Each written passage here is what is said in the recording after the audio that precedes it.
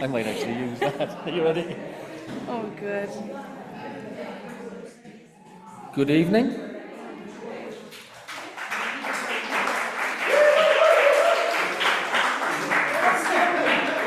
What an audience. All you do is say good evening and you get a round of applause. Michelle, say good evening.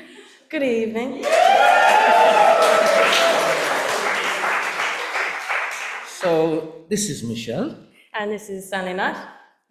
Surnames and everything, and we're going to be your host for the next session. We've decided that we're going to approach it a bit like the Rose of Tralee. So Stan decided that, obviously. Yeah, that was a royal we. So if you're coming up to perform poetry, you have to have a party trick as well. How's that? Is that okay? Is that good with you, Michelle? Yes. If you can quickly assemble a table and chairs, you'll get extra points. I am actually just going to mention before we start, so we've done this event previously, and because we have a new open mic joining us, we have a little bit of less time per open mic, which means previously the resident host of every event would usually introduce everybody, but we have a little bit less time for that this time, so we're going to do our best to introduce every open mic, and then if you have anything to add that we've left out, please feel free to. Did you get all that? Because I didn't. That's all right, that's why I'm here. So we're going to start with De Barras, which is a spoken word night, and they thankfully have gone to use the phrase spoken word rather than a little spoonerism they used to do in it that I really struggle to pronounce. So De Barras, they meet once a month in De Barras Folk Club in Pearse Street, Clonakilty, which is a legendary venue. Most of us, a lot of people in the room would have attended it. I remember myself and Paul Casey went down to the very first night, which is a long time ago now. Back when it was about 4 years ago, and I was about 16, I'd say at the time. Maybe 17. So we're going to have 3 representatives from them. Do you guys have decided on an order, or I'm just going to go with what we have here in front of us? So first up is the current Munster Slam Poetry Champion, Kemi George Simpson.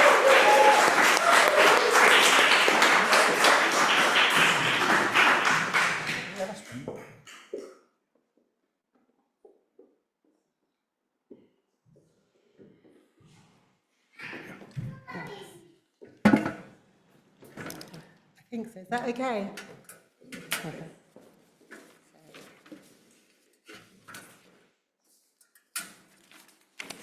So when Mosa asked me to do this, and this isn't going to be something between Mosa and me, but I swear that she asked me to use the theme of what would I do if I had a free evening. And so, so everything that I planned is around that. And then she said, oh, I didn't do that. So if I had a free evening, I would do certain things and I wouldn't do certain things. And the poems respond to that question. And 3 of my poems are from Swerve 3, which is an amazing magazine, and it's more than a literary journal, it's more like a work of art. Mitch asked me to do an artist collaboration with an artist called Henny Lees, I fell in love with her crocodiles. We have a crocodile picture. It's there, yeah, these are Henny's crocodiles, which I fell in love with. And working with Henny was an inspiration, and Henny loves Django Reinhardt, and I started listening to Django and fell in love with him, and he did Minor Swing. I don't know if anyone knows Minor Swing from Chocolat. And so this poem is inspired by her crocodiles and Minor Swing. And so if I had a free evening, one of the things I would do is dance, because I love dancing. Or I'd watch my sister dance, and she's a swing dancer. She's an amazing swing dancer. So this is Minor Swing. Grappelli's violin recruits unsuspecting limbs. Vola's bass notes creates paths into the sweet refrain. Endorphins multiply, migraine shy, tail tips side tap, pulse on the spot. Rough, unequal allegro, summer cycles on cobble, smiles wide as cruise liners, lifting moods higher, bouncing to the beat with the heels of our feet, rocking on the spot, triple step up, the pitch of gypsy violins, zing like grapefruit in the mornings, pep in our rollerblades, zest in the octaves, daisies and waves, rock step, triple back, triple step, hop. Mallet grabs Moira, Mo grabs me, swinging to Django's melody. Flame palsied fingers can't raise sweet breezes. Index and middle twist up storms of rhythm. Lift step, tuck turn, Charleston, Charleston. High chins breathe in sound. We spin each other round to guitar strumming, bass slapping, giggles in our bellies, legs like soufflés, pull in, cuddle up, rock step, triple back.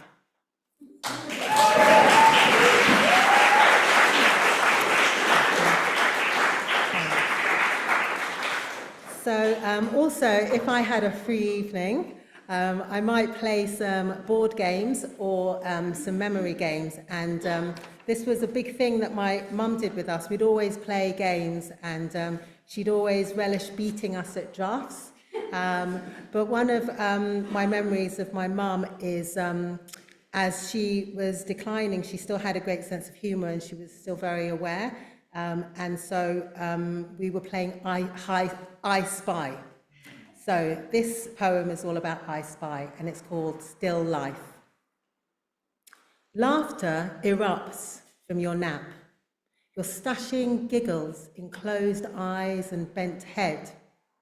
Though half asleep, you are listening and playing along with grandchildren to the hangman game. E, your guess is correct.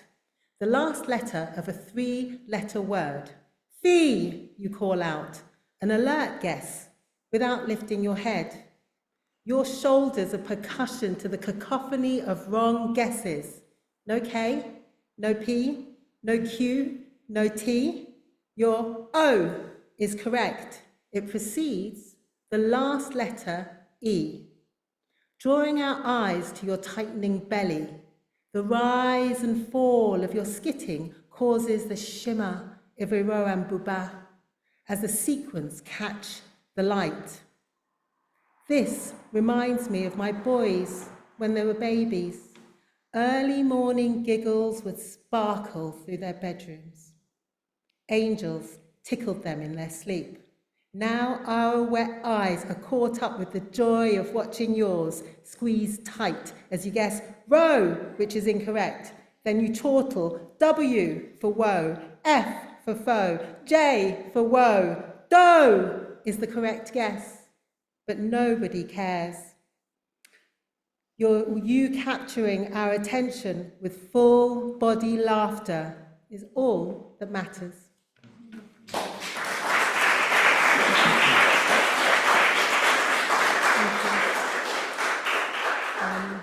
And I suppose if I had a free night, free evening not doing anything, I might watch the river where I live.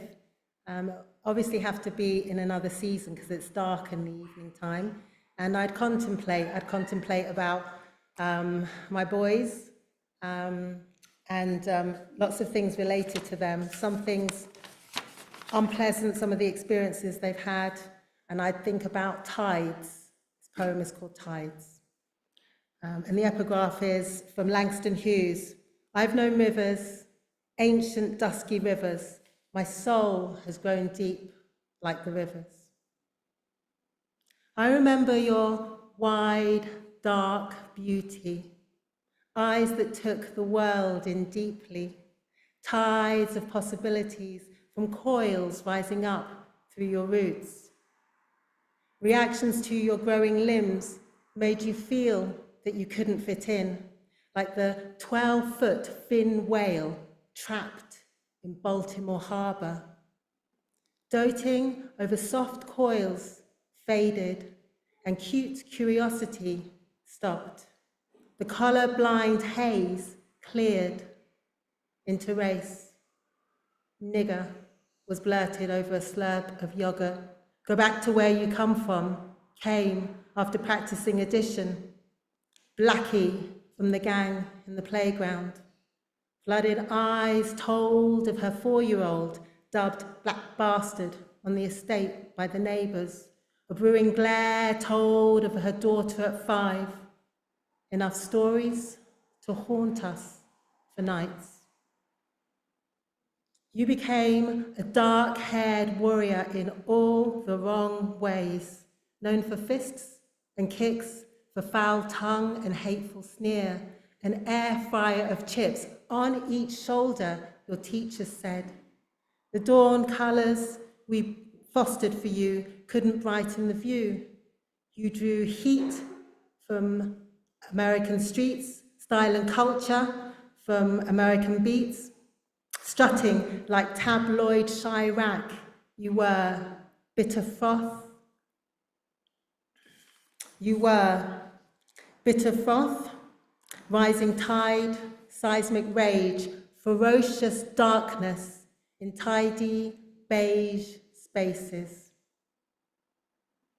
Depending on the time of day, the Glasheboy River, it gurgles, splutters, and then it can rage.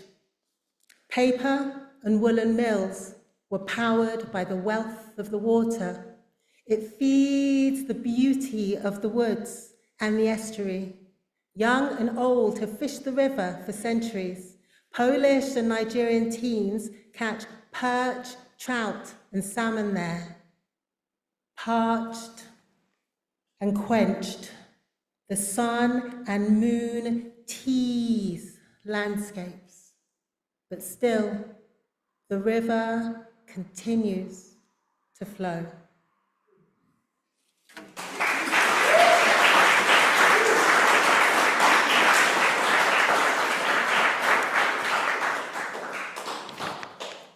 And I wanted to write something that caught my ambivalence about my relationship towards international news. And I wanted to capture my conflicted response to current affairs, but also highlight the atrocities of a public genocide. And I'm ashamed to say, but it's true, that if I had an evening, a free evening by myself, I would not watch the news. So there's a palm tree near Adele Zorab's apartment. I need to hang the laundry up. We send monthly donations. I can't watch Al Jazeera until the killing stops. Why won't you tidy dirty cups? I'll end up in an institution. I need to hang the laundry up.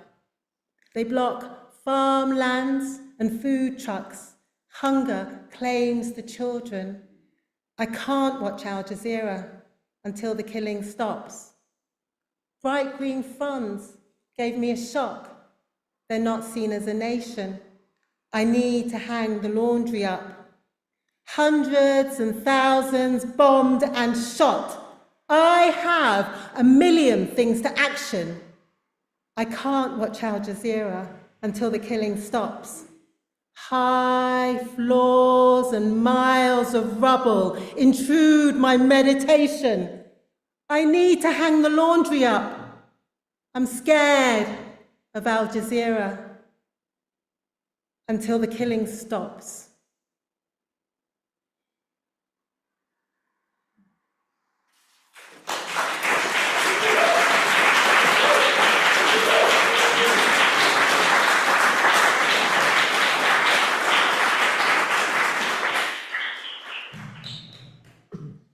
Thank you, Kemi, and the very best of luck in the All-Ireland final at the end of the month in Dublin, 30th of November. Very best of luck there. The last time the All-Ireland was held in Dublin, it was a Cork one who won it. You might mention that a little bit later on as well. Now, just before I move on, just very quickly, obviously we're here to celebrate the loads of different talent in Cork, but also the different opportunities there are for people to go and perform. So just make notes of where the events are held. It's always good to get out and support events, but also to have opportunities to read elsewhere. And just before I move on, none of these nights happen without people organising. We'll talk about the people who are currently organising the barrows a little bit later on. But I noticed that Afri McGlinchley's in the room, and she's the lady who began, well, it was your brainchild to begin the spoken word thing down in the barrows. Say again? Sorry, I thought. So just a quick round of applause for Afri for opening up an opportunity from that part of the world. Next up from the barrows we have Emer Tierney. Emer Tierney is one of those people who is multi-talented. So many talents she has that I'm not even going to begin to list them because we could be here all night. I just want you to give her a warm welcome as she comes to the mic.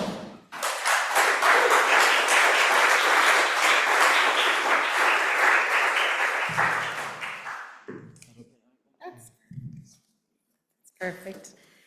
Hello, I'm very happy to be here. I haven't read poetry in years. I used to write poems all the time as a teenager, to the extent when I meet people that I went to school with, that's what they kind of think about when they think of me, as I used to write poems. But then I suppose life caught up with me and I didn't get an opportunity then for a lot of years because the kids were small and everything. And then I started songwriting and theatre and everything. So this is actually the first time in a long time that I've done any poetry, so I'm back to being a novice again. So I was saying to Mose, I hope that I don't bring down the tone of the event. I'm just really grateful to be here. So I wasn't sure what I was going to read, and I went digging through scribblings because I said it would be nice to read something that was a bit older, and I found out I did actually write a poem for my son on his first day of school. So anyway, this is it. It's called Fall Farewell. First fallen leaves thrust at the door. Your nervous footsteps strum the wooden floor. Savouring each scrap of giddy prattle, I help you dress and prime you for the battle. The uniform is coarse against your tender skin, a prickly woolen shroud to arm you in. Your mind is yet as spotless and as new as the sticky strap that ties your tiny shoe. You swallow a last steaming porridge oat, and I wrap you in a pristine winter coat.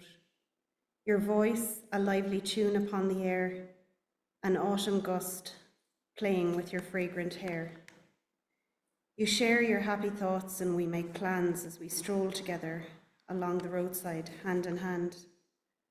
A lady leads them through in loud procession, not knowing that she holds my soul in her possession. We mouth goodbye through unshed tears. I linger till your bobbing coat hood disappears. Hours spent, scathing, thieving time, till once again a little hand returns to mine.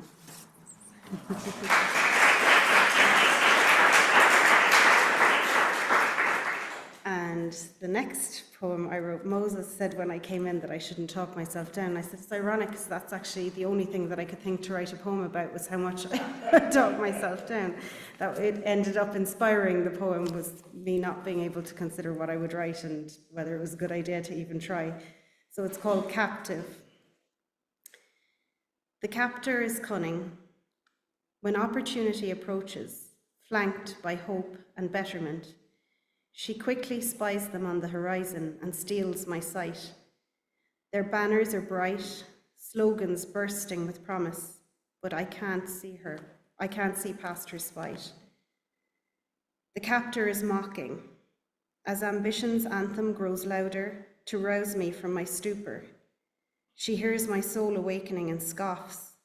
The rally cry, a whisper to her and mother's deafening rebuffs. The captor is cruel, starved for validation, parched for something new. I gorge on doubt, beaten by my own misgiving, a warden unwilling to let myself out. Persecuted, captive till I find the grit to free myself from the shackles of this forbidding mind.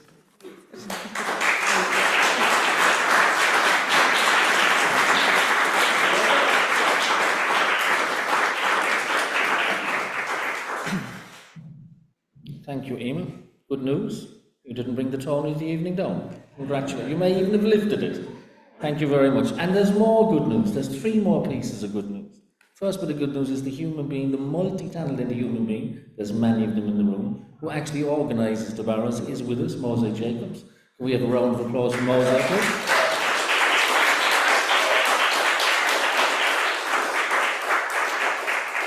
The second further bit of good news, or the third bit of good news if you just want to go that way, is you won't be seeing from me for a while because Michelle is going to introduce the next group. And the final bit of good news is this. Every organisation should have a Scottish mongrel amongst them. We have our very own Scottish mongrel in the shape of Rab in the corner here.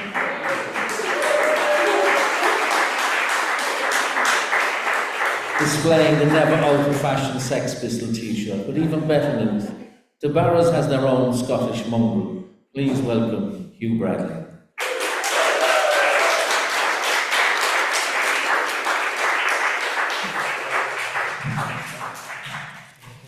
Cheers. Yeah, that's fine. You can hear me. I thought I was the only Scottish mongrel in the room. Yeah. I stood up. I stood up. Yeah, hi, my name's Hugh, and well done to the organisers, because it's great to get poetry out there. It can become a wee bit niche for some people. And, even growing up myself, poetry wasn't the first thing that people did, and it didn't come natural, and it would be quite hard. I came from a very sectarian housing estate in Glasgow. There was the Protestants, there was the Catholics, and I was in a Buddhist enclave. So we found it pretty hard. It was quite rough.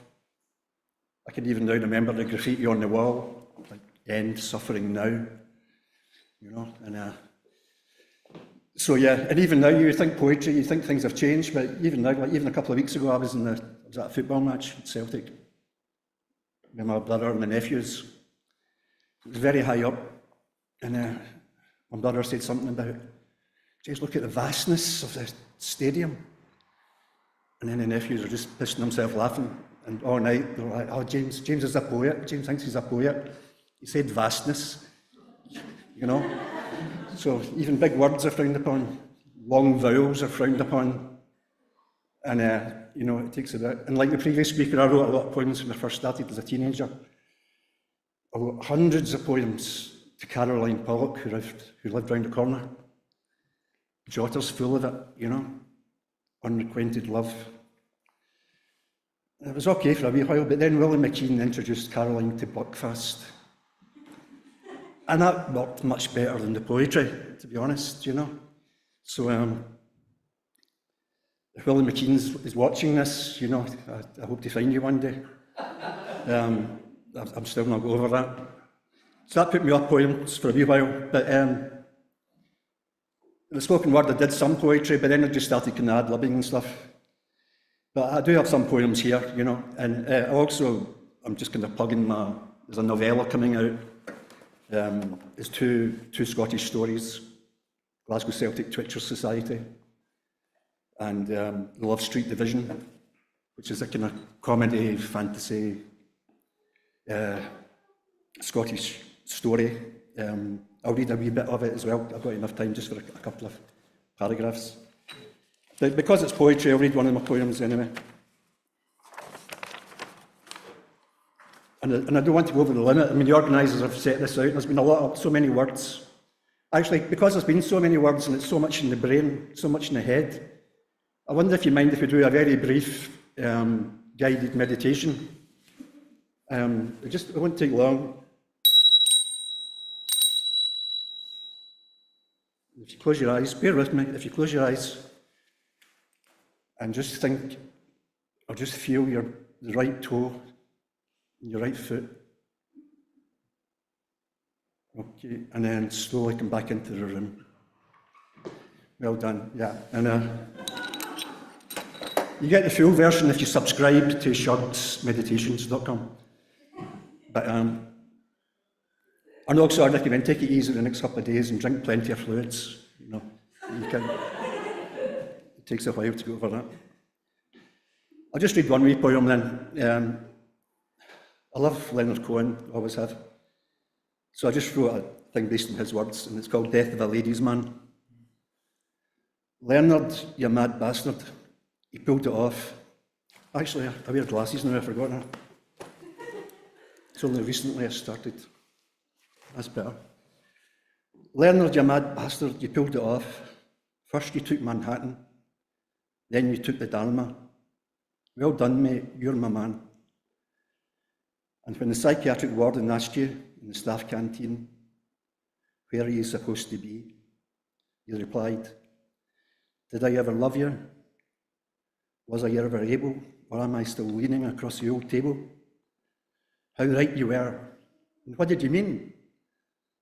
And chopping wood with the silly monks for 10 years up a mountain, even though you were as gallus as fuck, that's some near death of a ladies' man. But not quite closing time, you still had the lock-in. You saw too democracy was coming to the USA, and you got out of it. Fast as a quip, silent as a smile, letting go at last in your secret life. Doobie-doobie-doo, doobie-doobie-doo, the singers sang your mantra, your what's it all about, I'm only having a laugh wisdom. And as you joked about being just on the other side of intimacy, in front of us millions of electrons, whirling round in matter or wave, trying to stop and see yourselves, unable, but glad of your torch, glad of the crack, glad of the rooms we sat in and let our minds float beyond. Well, thank you, Mr. Cohen, for the 230 new songs. You're in a box set, Amazon free delivery, the future is fucked packaging, but that don't make it junk. It bursts out and bursting out again and again in various positions, from Skibbereen to Kiev. But this is no hallelujah, what's it to you? And hey, that last album, by the way, that's some classy fucking way to say goodbye. That's it.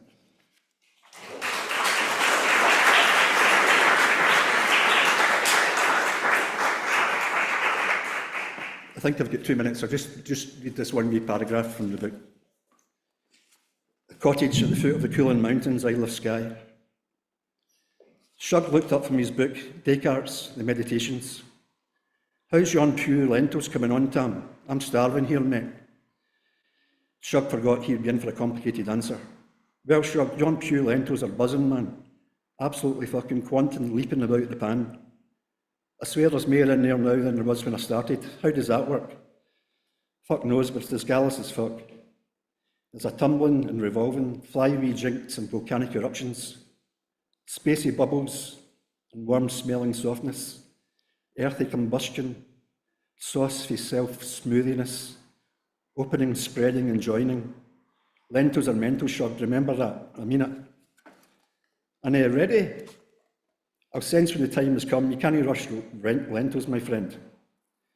After Shug recovered from his accident and Tam recovered from his psychotic episode, he decided to leave Glasgow and all its chaos behind him and check out the housing benefit situation on the Isle of Skye. It wasn't too difficult. In Portree Spa, they saw an advert, cottage for rent, superb views, near a stream of fresh running water, unemployed regions welcome. Shug closed his book slowly and placed it on the windowsill. Looking out, he could see a golden eagle glide and fly high up amongst the craggy steepness of the Red Coolins. It was a snapshot scene that challenged him, a context that he wanted to be comfortable in. But still, it seemed somehow bereft of his sweetie shops and pubs, broken up playgrounds and football tops, hospitals and buses and grannies and carrier bags, and Bucky and pies and the Daily Record. This land is my land, this land is your land. He smiled as the synchronous strains of Woody Guthrie became louder. But I don't have the shoes for it, thought Shug. The music from the cottage radio fading away once again. Beep beep, the two pals were startled by the loudness just outside the window. Tam jumped over to the door and looked out. A large man stood at the door, a scraggly plaid around him. Pinned together with the badge, it said Alistair MacLeod, Highlands and Islands Mobile Library. Are you Shug Docherty? No, said Tam. What do you want him for? Descartes' Meditations on First Philosophy, in which the existence of God and the distinction between mind and body are demonstrated. It's over 2 months. It's overdue 2 months. Is he there? Aye, hang on. Shug, your man wants his book back. Shug looked up. Asked him how the fuck he knows I've got the book, when I might have given him it back yesterday while he was dreaming. Tam relayed the question. Shug, he says he has memory of the difference between dreaming and not dreaming. And the fucking library card hasn't been stamped. So gave him the fucking book back. Shug looked thoughtful. Ask him when he was whirling about at last night's Cayley. Did he dance or was he the dance? And I'll leave that here because time's going on a wee bit. So thank you.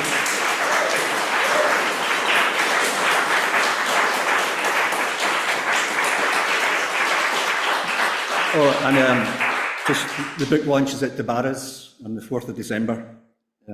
I'll be there, and Ty Kickey's going to say a few words as well, so it should be a good night. Cheers.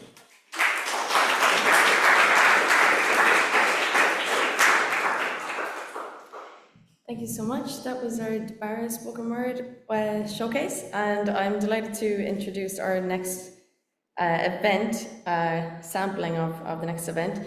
So I suppose it goes without saying that each of these events obviously strives to provide a safe space and a welcoming space for every participant and listener that attends.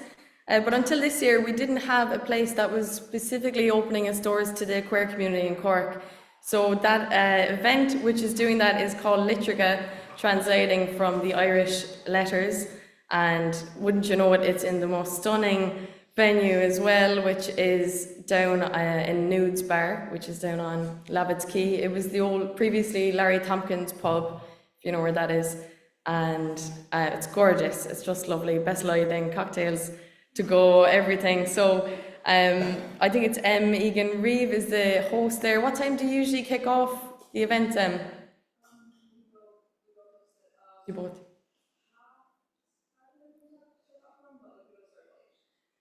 Half 7, start to warm up, and then about 8 starts. So sorry, and Louis also hosts it. So you're very welcome. And so their event is on the last Sunday of every month, so it's actually happening tonight if you want to check it out tonight. But because Nudes and Dali is undergoing some health and safety work, tonight you're going to be in the Liberty, which is also home of the Underground Loft. So I'll just introduce all 3 readers, and then you're welcome to come up and follow each other after that. So to start with, we're going to have Otto Goodwin, then Egan Reeve, and then Louis Egan McCutcheon. Thanks so much. Welcome.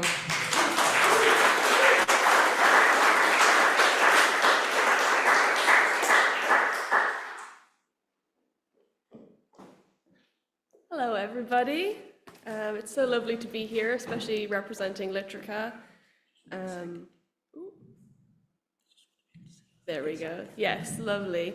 Especially representing Litrica, which is such a lovely space and a little home for all the queer writers in Cork. So it's an honour to be able to to be part of the representation for Literature today. I'm going to do 3 short poems. I won't keep you long. The first poem is called Speak the Words. Yeah, I hope you enjoy. There is only forest. There is no body, only trees. The tongue chemicals released to the breeze in a gasp of consonants. These messages, pollen on the wind, dendromorphize. This experience, neither parasitic nor exactly helpful, waxing want, waxing give and take, and no empathy in these hawthorn hands. No empathy recognizable to us, at least. Do the trees feel pain? And the forest? Does it hurt you to watch? The axe, arboreal, remembers that it too had roots once. As it strikes the bark, chimes 12 against the bark, the vagus nerve. And yes, we are holding hands. And yes, language fails us as this too anthropomorphizes weight. We are both tendrils, weight, hyphae, weight, and we nourish each other? Yes, that much, at least, is true. Thank you.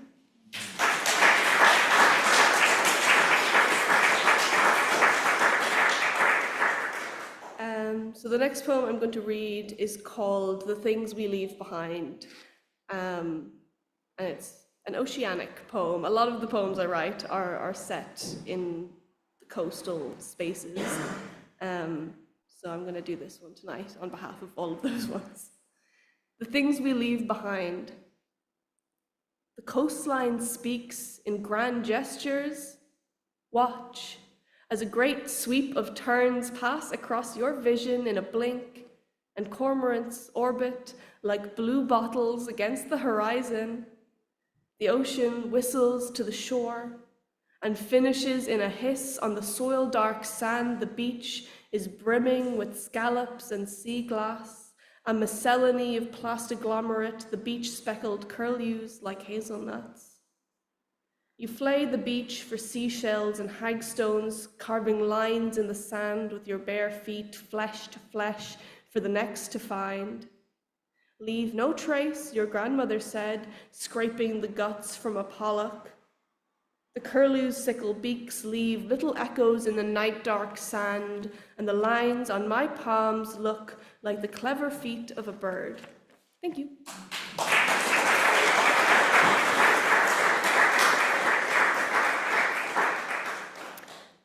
So the last poem I'm going to read is called An Account of What Happened. And on behalf of Literature being a queer open mic, I thought I would do my queerest poem. So this is about performing top surgery on yourself. I hope you enjoy, or don't enjoy. I hope it makes you uncomfortable for fun. Revel in it. An account of what happened. Let me set the table for us all. Observe the scene. Observe the silver tea kettle set down on the table in which to collect the spoils. The scalpel, sitting weightless in my hand, ask, how is this the easiest way? It is not, but if it doesn't happen now, it won't. Observe the tools. Sitting on the table in order, the bowl, the rag, the needle and thread, the silver tea kettle, and the scalpel fluttering in my hand, and what is the purpose of this? To see the body dismantled and built anew, and what is the purpose of this? To climb inside and set the table for future comfort, to swim in the sea and feel the summer kiss my chest bare of burden. Observe, as I wield the blade. This is now a poetry of witness, and you are all now accomplices. Witness the string, the bowl, the hands cupped, and give testimony. Make them ask, is this the easiest way? It is not. With the rag in my mouth, I am muffled as I begin the butchering. Collecting the spoils in a silver tea kettle, I toss it all off a cliff. I am going to the ocean now. This is not my poem of witness. It could be. But I'm done giving testimony. I will be telling lies from here on out. Thank you very much.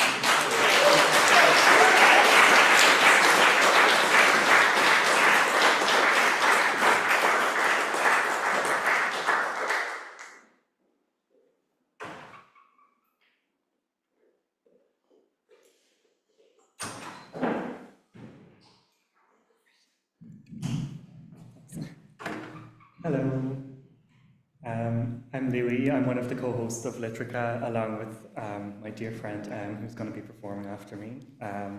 Thank you all for being here, and thanks to Ovale for letting us, inviting us here and allowing us to share our work with everyone.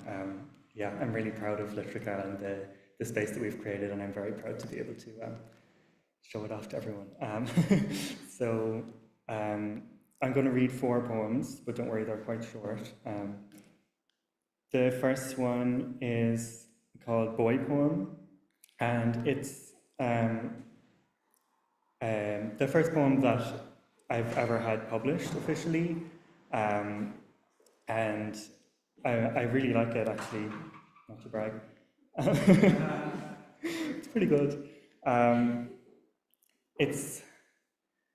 To be honest, it didn't even come to me as a poem, but more of almost like just a spontaneous thought, or like a journal entry or a confession. And then I had it buried in the back of some notebook for like several months. And then when I was looking at things to submit, I just randomly found it again. And I was like, yeah, this is actually really good. I don't know why I've been hiding this for so long. What's it about? I don't know. Well, I do know. It's, sorry, I'm a little bit nervous. It's about, I guess, what it means to me to be a queer man, and how I find joy through that, which I think is so important to queer people. So yeah, I hope you enjoyed. This is Boy Poem. I know I was meant to be a boy because of how much I adore men, though they can be unforgivable and embarrassing. I am one of the boys by the river who laugh and play like no one's watching, who mingle with themselves in the water, who were never told to be men. To try to cross to the other side, where land is ploughed and hips are wide, would only be in vain. A woman's body could never hold me, I'd only come swimming back. And though they have terrible hands, and rough voices and hard parts, I like it better when it's soft and fragile, not pointing or running away, the too soft fruit of a man. And I like mine too. I can never be sad with a dick between my legs. Their hearts are made of wood, the sea is in their throats, their hair is soft grass, silver is in their eyes. Even the worst have it inside, locked up in castles, a flower in a darkened room. I'm glad I was made this way, to love what I am, though sometimes I hate it more than anything. Because no one can love a man like a faggot, and no one can love me like me.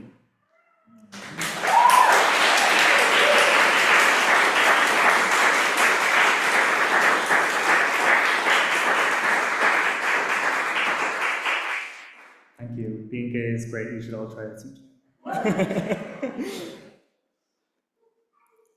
Okay. Oh. Sorry, I'm still finalizing the running order in my head. The next 2 poems I'm going to do are kind of connected. The first one I wrote a long time ago, like over a year ago, and then I really struggled with it for a long time because it kind of has a different tone to the rest of my work. It's more like unserious and like comedic. So I kind of wanted to make it more like serious poetry that has like a deep message, but just that never really happened. And so out of that came the idea to like expand this concept by adding a whole other poem that shows the other side of this character. And the character is basically just a guy. I love to write about guys because I'm gay. He's kind of an idealized like man, but also is really struggling beneath the surface, and he puts on a character to be more likable, but everyone can tell that that's not really who it is. Which also ties into the second poem, but like in a reversed way. Okay, so this is cool. He's so cool, I said. Walks in a kind of way you want to know where he's going. Where he comes from, you wouldn't last a day. He's so cool but hot at the same time. His faint, fragrant aura. Berry or pepper, but black for sure. The scent alone leaves you begging for more. I've studied his form, night and day, his landscape of peaks and curves. He's beautiful, but in a cool way. It's enough to tease your nerves. They talk about him in the silence. I hear he fucks guys all the time, but in a cool way. If only he could fuck himself. Hear the dances like leaves in the wind, but his face is a mountain sculpted and raw. The more he spins out, the more you're pulled in. His body's a puzzle. Every charm is a flaw. Sewn in signal tower shoulder pads, he's not a voice, he's a talking head. Doesn't make sense, he makes statements. He's not a spectacle, he's a pair of sunglasses. He's cool like a cigarette, hot, skinny, and dangerous. Wouldn't touch a last Mary, that bitch can find herself. But it's cool, he says. A chronic denier. You've never heard of him. You wouldn't get it. He's just a concept in love with the void. Post-ironic, postmodern, over it and exhausted, his engines turned off. He's gone electric, a one-way current. Intelligence, artificial. No coal, no fumes, don't touch, it's cool.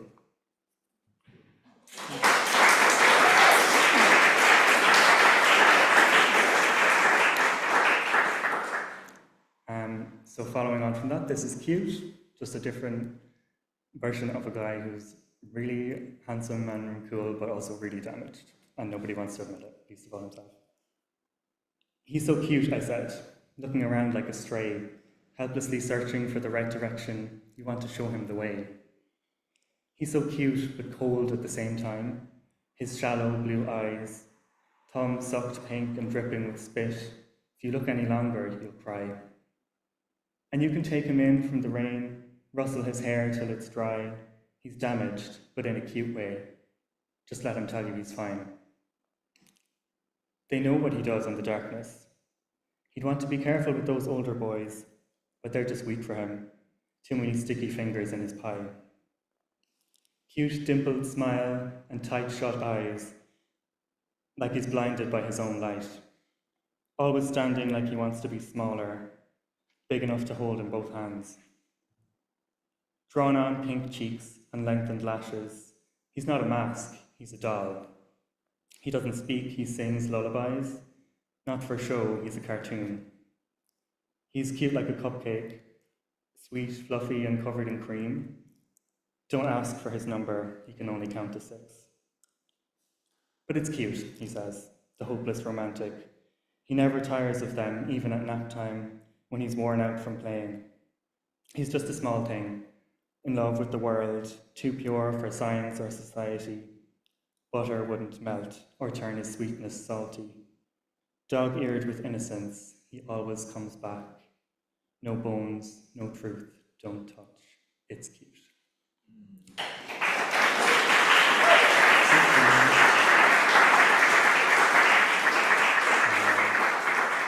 And if I have time for one more. Okay. This one is called Marsh Lads, and I like to say it's a tribute to my 3 greatest loves of my life, which are Cork City, music, and men, if you couldn't tell. Love them. And the name Marsh Lads comes from the name of Cork City, which is Corkig, which means originally marsh in Old Irish, because Cork was built on a marsh. So Marsh Lads are the men and the boys that live in the marsh. And yeah, it's just an ode to the boys in the bands and how great they are. Sorry, I'm really bad at talking about my own poetry, but I'm getting used to it. Okay, Marsh Lads. Marsh lads are golden lads with ears on poles, with shining heads and blackened souls, drunk with the scent of the sea and the mud, up to our knees in the rippling flood. Blue eyes that shimmer and white teeth that shine, I'm carried away in the currents of time. My heart or my tongue could never pull through for marsh lads, rugged, straight shot and true. In caverns we gather to sup on the air, churches of nighttime, angels' white hair. The veil grows thin, so we all get a peek, struck by a sound that touches, then speaks. They play on tight strings with long-fingered hands, and the ring of their drum beats makes me lapse into dance. I fondle the bells on my hips and my wrists. In the darkness, for no one, I spin and I twist. On the stage is a curtain, and the question is raised, as I inch ever closer with a nowhereward gaze. Could I be a marsh lad, straight shot and true, if my lips know the warmth of a boy just like you? What's a boy to a man, or a wave to the shore? For aren't we all marsh lads, sound to the core? I've known lads like you from the damp inside out. I've held your soft song in my own screaming mouth. So I rise from the water, my toes touch the earth. I hear rebels in uniform, hot blood and mirth.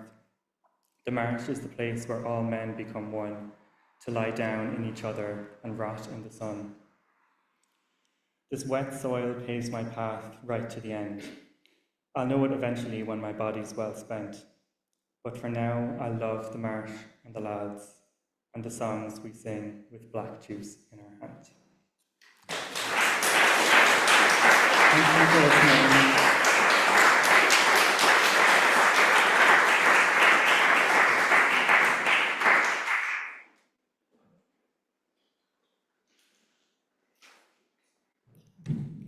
Thanks so much, Louis. And finally, our co-host of Litrica, Emegan Reid.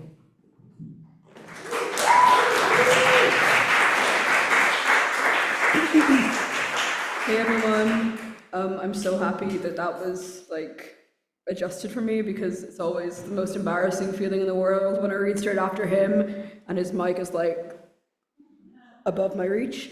It actually might be a little bit too short, so I'm gonna pop it up. Yeah, the thing is we can't see your face, so we just can't. Oh, that's fine.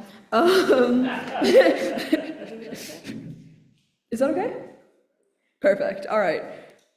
So I actually only have a phone with me. Everyone else had a little book, but no. So I have 3 poems. I'm going to start now. I don't talk about them. Well, I do, but I won't right now. It came to me on a Wednesday in its visitation attire, cocaine, white shirt, and funeral suit, freshly polished shoes, trousers newly hemmed, clean face, shaven, crust from its eyes, removed. It came without noise but bearing gifts presented in a cupped, damp hand. It brought the curdle of milk and the hatching of maggots, the black mold in rented rooms, boring adjacent mist and the familiar pang of want, the smell of insipid decay, soup wrapped in masking tape, fresh fruit, the flesh of a preteen child, layers and layers of plastic bag, hope, the ability to see through the hole in the wall, an extra sense or two, a very sad man in his nightgown, the lack of domesticated pigeons these days. It gave me all of this, and it left without word, left me to put these things into allocated spaces, cluttered shelves and stainless steel cabinets, chests of drawers, hanging baskets. It will visit again, I was told, by a message that fell from the sky and flitter-flutter floated down, laid in the dirt until I picked up my envelope and held it to my chest, tea-stained and one eye not dotted, opened it. A careful peel, Saturday can't come soon enough.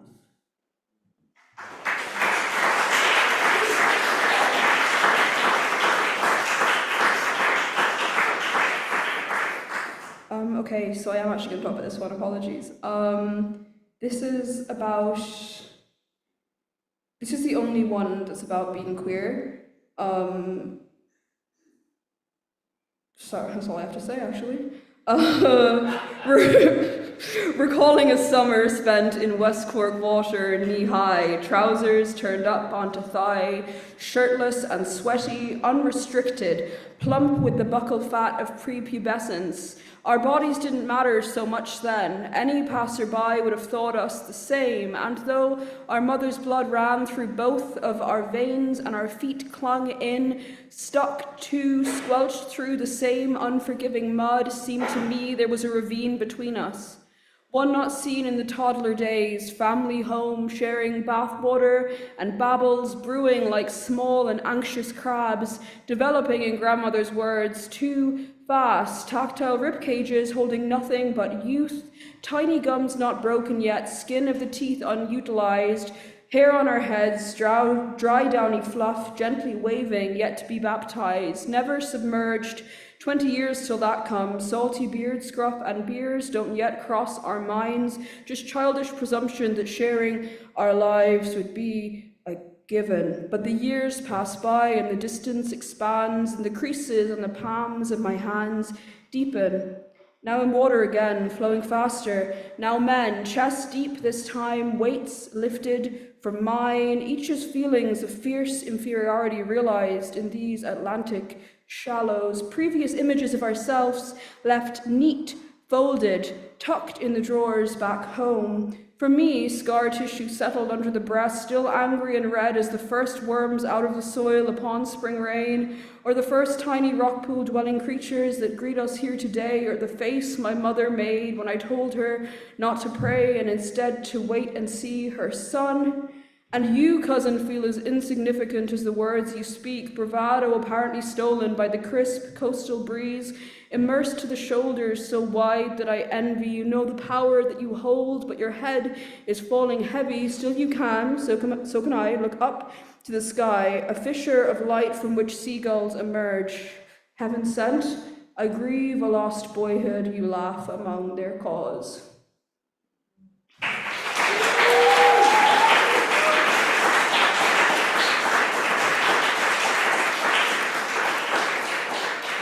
And I just said that I would kind of end this by reading something that I wrote specifically for this event. Not this event here, but the open mic I'm representing. So yeah, it's sort of a hybrid kind of piece. So yeah, okay. I've been stealing sounds for a while now. I've been paying for them when I can. Doesn't change at all the fact that I am still her mother, and her mother's shifting form creeps toward the image of a man. Bad luck. Not 3 injections in, I guess we're leaving long-time lovers, teaching ourselves how to swim through all the viscous, the kind that leaks and covers skin and slips and slides and remains temporary. The body fades, it melts away, it twists and turns and leaves a cast of someone else's face. I've been waking up at 3 a.m. most nights. Won't call them mornings because nothing's started yet and it's still so dark outside. I've taken to drinking a pint of water before I go to bed so that I can blame my bladder and not the phantoms in my head. The dreams that leave my stomach sinking but no memory in my brain of the actual event that caused the turmoil. So at 2:15 or so, after a while of procrastination, I will make my way downstairs and stand on freezing kitchen tile so cold it almost seems wet. But the grit of crumb tells otherwise. I can't recall the last time someone washed these floors. Underneath the ground, it keeps its ears, or so I've heard, and it listens to the pacing pitter-patter of my feet. Growing anxious, defines itself by recognizing patterns in my tread, and as the hours pass, this might be all it senses.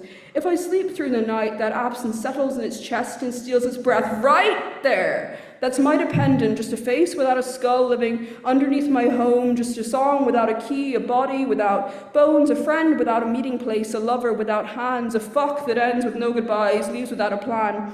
Usually I let my body stay still in the quiet, inspect myself in the full-length mirror that rests on a slope outside the bathroom door. I am pinching my soft parts, lifting them up, letting them fall, bending each leg at the knee to check for bites, feeling familiar disappointment but relief when I discover my skin to be unblemished.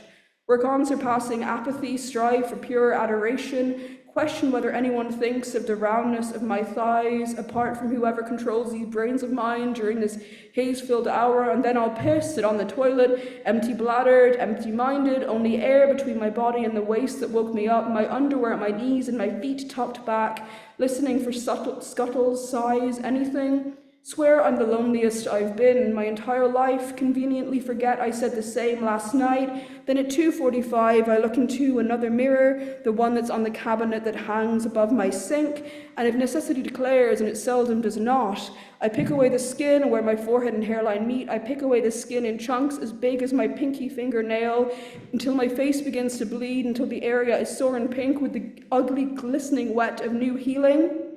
And then, after who knows how long of dream state sanctioned self-mutilation, I return upstairs, switch on my bedroom light, lay on top of all the bed sheets, keeping arms right by my side, count the cracks in the ceiling, follow all the little tributaries, the spreading streaks of structural damage, lose count, try again, fail, become overwhelmed with fatigue, switch off the lights, the threat of collapse is no longer visible to the naked eye, calm my buzzing nerves, get underneath the covers, and fall asleep.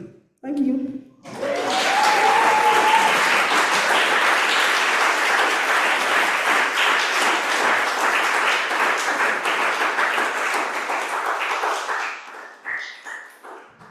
Wow, what a debut showcase from Litriga. Unbelievable. Thank you so much. And I do want to say as well, just to make sure everyone knows, just because it's a queer event, it doesn't mean you have to be queer to go to it.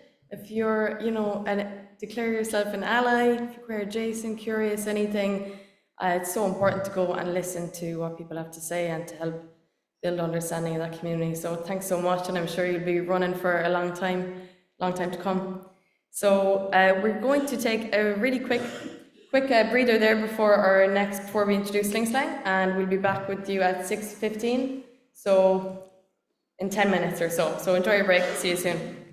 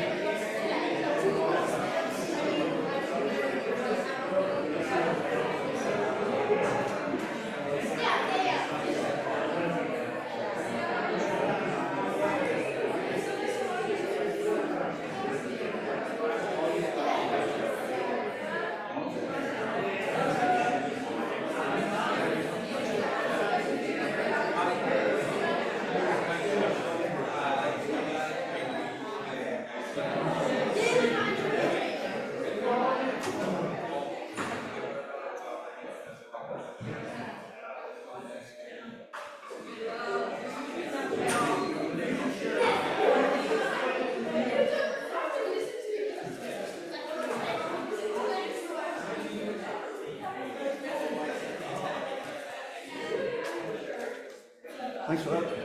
Cheers.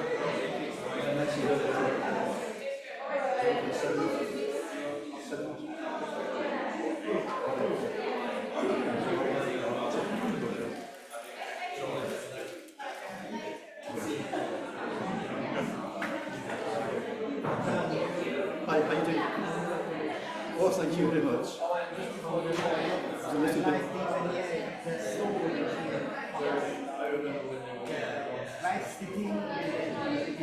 All right. It's a bit mixed up, but sort of maybe refreshing.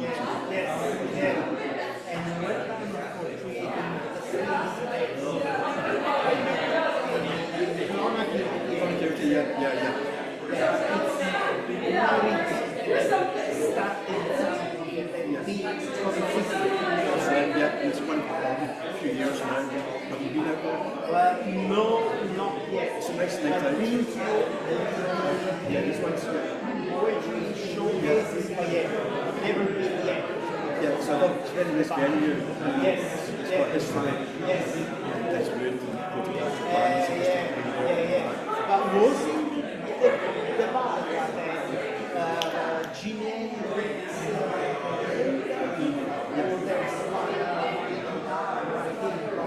That's right, yeah. You can't stop his name. oh no, not being the maybe, but someone else.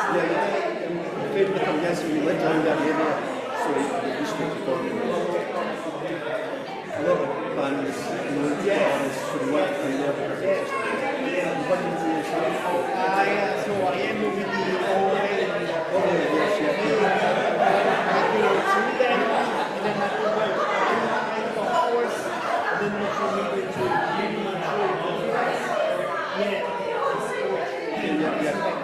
I read also yesterday some two pieces for the closing market. Wait, Is it poetry? yes,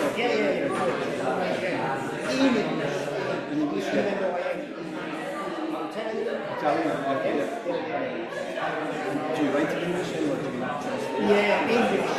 Now, only English. I spend more time because I want to select a couple of words. Yes, that's it.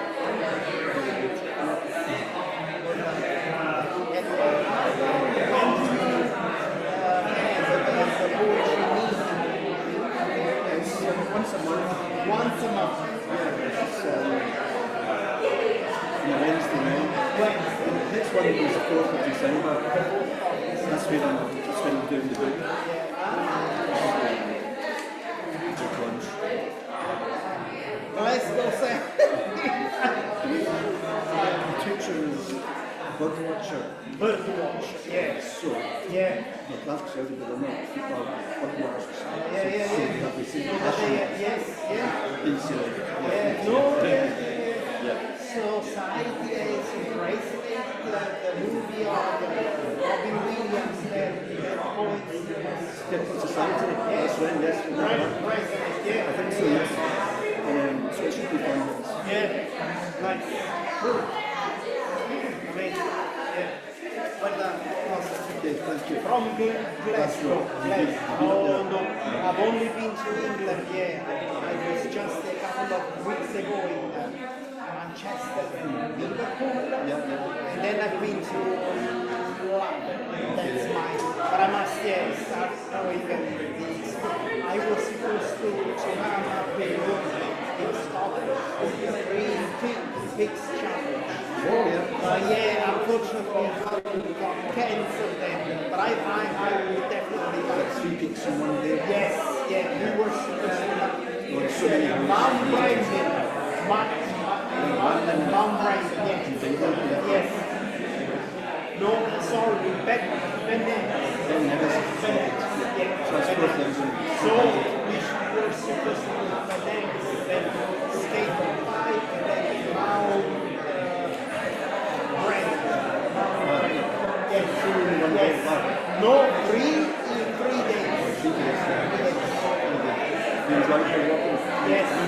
Yeah, well, I'm here with the Black Rock.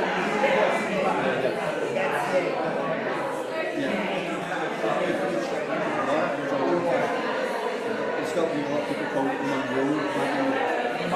Monroe. Anyone to do with 3,000 feet. It's called a Monroe. And there's maybe only the versions of it. So people try and find each one to put up. So,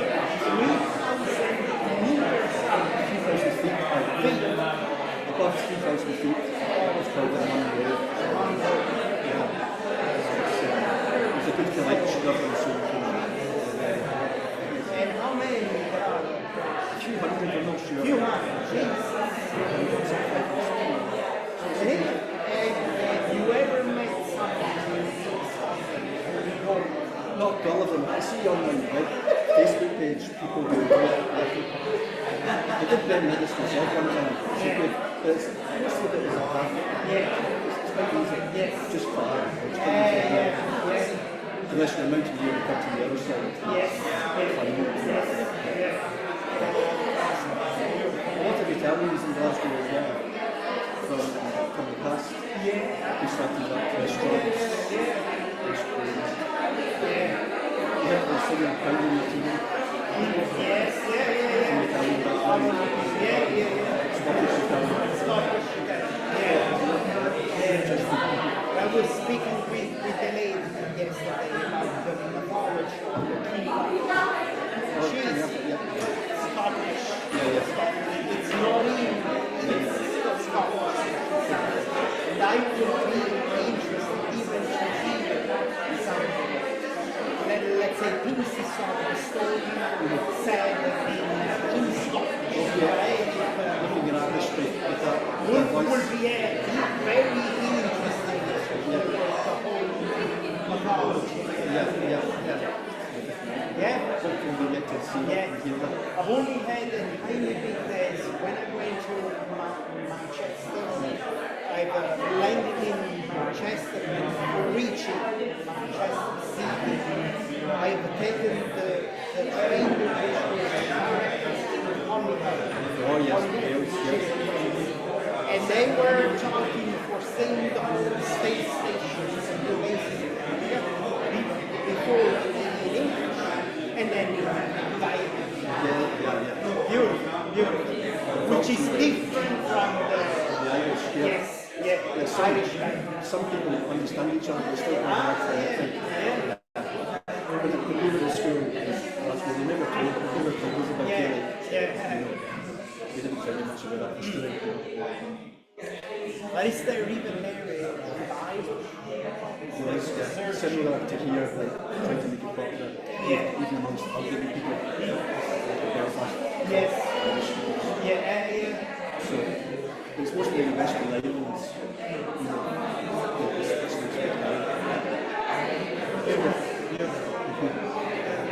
Nice to meet you. All the best.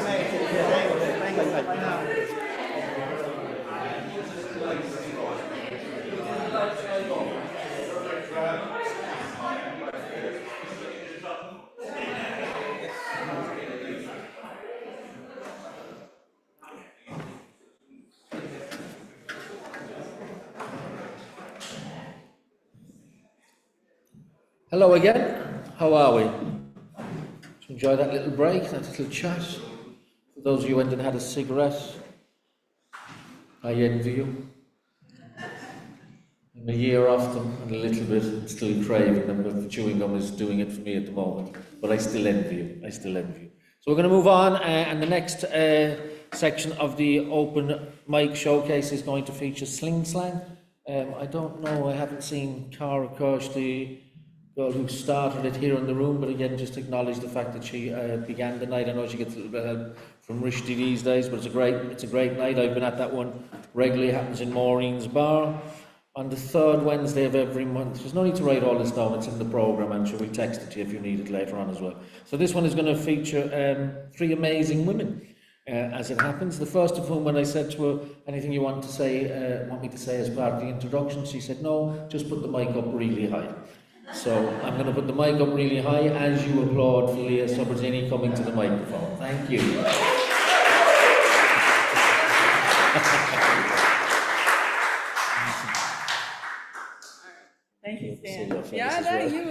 I like the way you're adjusting it so far. So I might be having a wardrobe malfunction. I bought this for €7, and I think it's a maternity dress, right? But it's like, oh, I have this space for my belly. Okay. And my toe feels really good. Hugh, thank you. So I'm gonna start with vastness. No, just kidding. This one is about a man I went out with who was married, and I didn't know he was married, so it's called No. Cultivating my garden, I found a canna lily, salmon pink, and stronger than any I noticed yet. Refined leaves stretching from a thickly layered stem, green and light green with leaves hung strong, and where weathered, only barely. Enticing to a pair of devil's horses, black and sharp as knives, who sit on the stem, so enormous they shake it as they mate. I'll stop them before they cover it with their hungry spawn, kill them mid-act, smash them with a shovel or my heel for access to this rare find. Crushed with their guts, their red wings splayed, hanging half-mixed into the loamy soil, frequently flooded from the bayou during hurricanes. I would contort them into each other's bodies to care for this, to watch it grow and bask in its wild blooms, move others back so I could breathe freely with it. Something off around the roots, though. A sludge slick like banana meat in its peel for too long. I would have destroyed real things for nothings. This flower won't survive another hour. I won't knock it down. Don't need to. My need is to walk away. Strength not to slice off the luxurious bloom, hold on to it for a while, will it to merge into my flesh. No. Will we do the violent one? I'm gonna do the funny one, okay? No, the violent one, I'm sorry. Garbage poem. Are human beings sort of proud of the garbage they make? Is there a smugness to witnessing the volume of it, the brands they bought, the stuff they're into, their arts and crafts, shavings and body clippings? There's a Turkish folktale about a lumberjack called Nick the Chopper, who cut down so many trees that they became murderous and retaliated against him. Imagine being killed by trees. There would be rough poking, dry and leafy impaling, flexible, green, blunt twigs and unyielding boughs prodding dead bark, falling away at the surface of flesh as the shaft disappears into guts. Through the roof of the mouth, they'd slowly push eyeballs back into the crown of the skull, up the ass and out the belly button once so kissed by some fucking mother. That's the natural order of things, isn't it?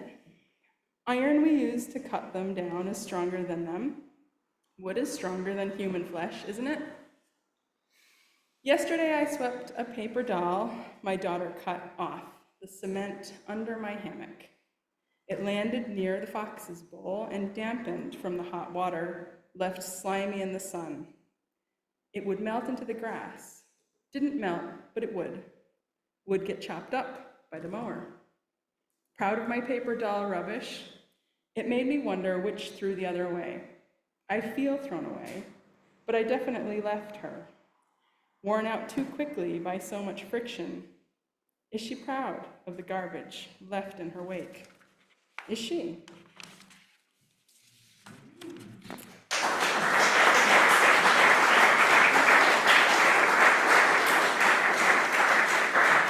All right, no funny one for you guys. I'm sorry. This one is my mother's keep time. Unless you need it. Do we need a funny one?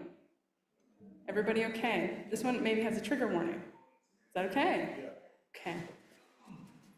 You can leave middle, I won't mind. My mothers keep dying. I'm a leftover mother lover. I am the mother creep. In my mind, she saunters off when I get distracted by other women. A mother figure of mine fed the uni, her flame gleaned from overseas. And then she went out like a For my 16th, another mother rescued me from a rope swing tree, invited me instead to release from my feet up rather than hold the world in my throat and in my head. Loving color together, she took me to a clawfoot tub filtering light from stained glass of a tree. A simple puzzle for such a bejeweled queen, she absolved and knighted me. She sang Coffee House Joy with her sisters from her feet, then vanished sweet, like sun curling rainwater down the gorgeous throat. One mother had seen ghosts and spoke openly of being gay, so that me and her were normal even after. My mothers have been cremated, and the burning of books is also happening. Where's mother to explain why the gay club is in pains to closet itself in a jacket for straight comfort?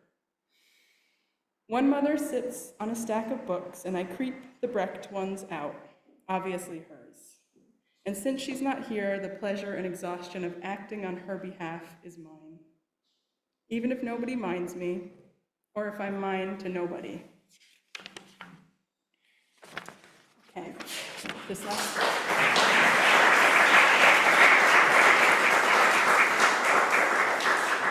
I'm gonna wipe sweat off my nose without getting my glasses greasy? Nope, didn't do it. They're greasy. Okay. Well, you have to moisturize. It's winter.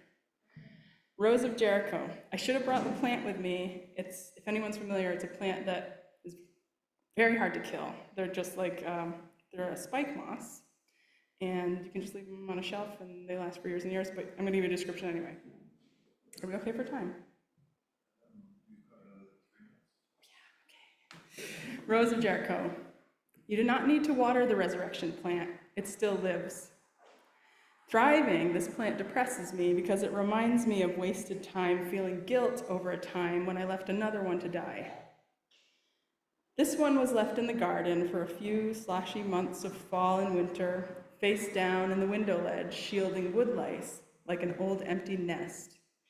It was scuffed in the stones, left near the door, partially concealed under a sage green glazed clay pot. It was kicked around and left to rot. Sold in crystal shops as Rose of Jericho, but also resurrection plant. I doubted that, yet it continuously returns from death, as radiant as the phoenix herself. 2. Back indoors, the stems and offshoots have an almost oiled sheen like the scaly leather on a hawk's foot, wizened and slightly bloodthirsty, or like the exoskeleton of a tick hanging years in the woods, waiting for the perfect moment to drop on a warm passing mammal.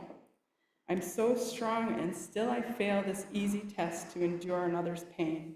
To survive, people let go of shit. One ember of vegetation, that's it. I'm middle-aged, living with 2 kids, and my many plants, wary, allergic to, and intrigued by a puckish inner Catwoman. Having tended many one-sided relationships, I delude myself that it's a hedonist's act to be the one who usually loves too much back. Fuck reciprocal, I say, let's frolic.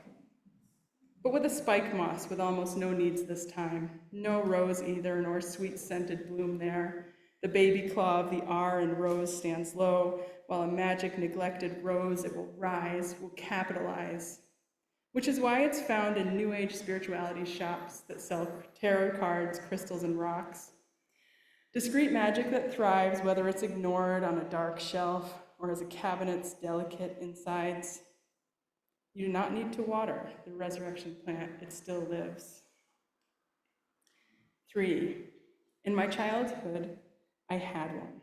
It became a fixture in my lightless home, set in gaps between animal cages and aquariums.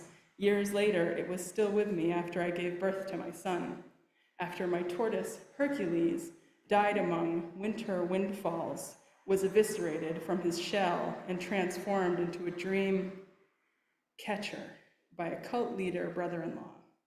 And a small emerald parrot named Envy was consumed by an altar that went up in flames, the resurrection's body half alive, half dry, feathery thing, looking and feeling, fern clutch curling in on itself, an elder's beard of roots hanging like crooked, coarse-looking pubes extending slow to green, nearly fossilized plant whirl. I don't want to talk about that one anymore. 4. The one I got in Ireland, I left on my shelf for over a year and noticed it got moldy there. Maybe I'll see this one die if I refuse to care. But my daughter watered it. 6-year-old thought to take it down sometimes, sit it in a bowl for a few days in order to watch it fluff out. I put it back on the shelf again. The musty smell would not go away. It looked unhealthy for a little god. Then, as I've said, it was left outside to rot. That's what I did with the other one, too. Left it outside in the mountains in Colorado, but not in a pretty spot, near a complex in a parking lot. And since you do not need to water the resurrection plant, it still lives. Maybe the story actually is. From the place I'm struggling to discuss of burning wings, broken catchers of dreams, the plant did what it always does. It rose up from the dust. Thank you.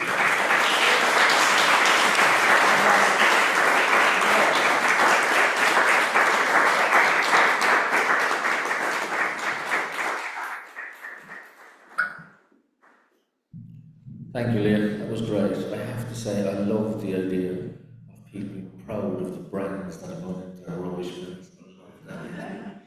Love that. It's not me, but I like the idea. Now, next up is Alicia Sabadin. She's an Italian lady, been living in Cork for quite a while, recently back in Cork. I've just discovered this evening. She's a neighbour's child. She's come back from Dungarvan, lives around the corner from me. She's a woman with an immaculate taste. She teaches in UCC and has been known to take local male poets' poems and use them as teaching methods in UCC. Isn't that rather lovely? So please, let's have a big warm welcome for Alicia Sabadin.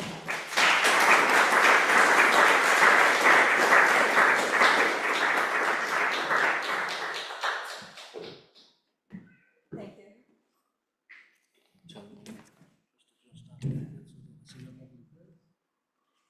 Hello. Thanks for having me.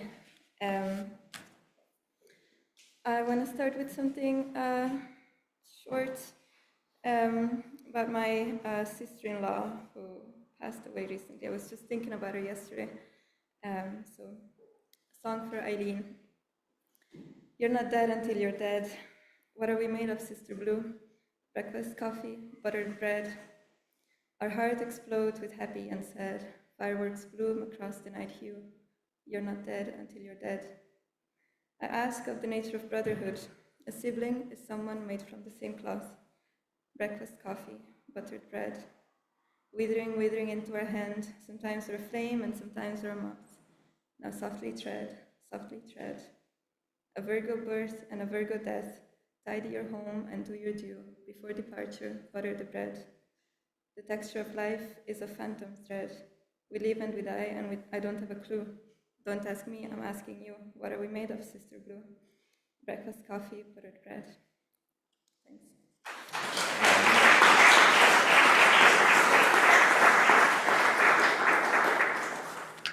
And, is this for me?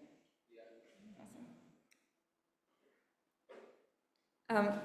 Now this, I've read before. Gracias.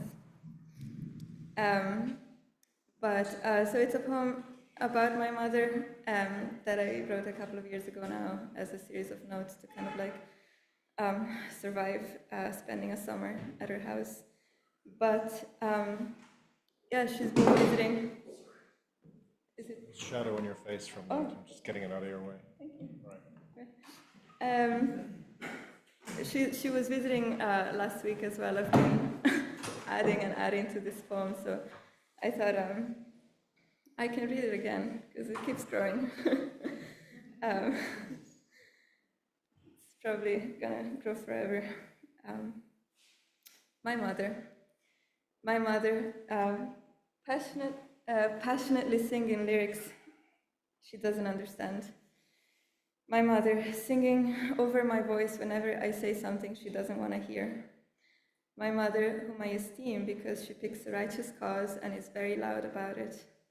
My mother obsessed with people she's related to, but dislikes. My mother changing octaves continuously when she sings. My mother for whom no bodily function should be kept a secret. My mother following closely in my footsteps to undo what I do. My mother, whom I follow closely in her footsteps to do what she undoes that I do. My mother thinking that the seatbelt will kill you in a car crash. My mother demanding the world be just as right and healed as she expects it to be. My mother analyzing my dreams through a mix of conspiracy theories and compassion. My mother, if in our previous lives I was a Jew in Nazi Germany and you were Japanese, how has that influenced our current relationships? My mother, did we live any past lives together, or were you too busy getting married to geometry-loving aliens? My mother, we exchanged clothes for decades. My mother, not knowing if she's someone or everything or nothing. My mother, flaunting one single boob to the world. My mother, whom I find myself alike when I'm very silent next to my child instead of interacting with my child.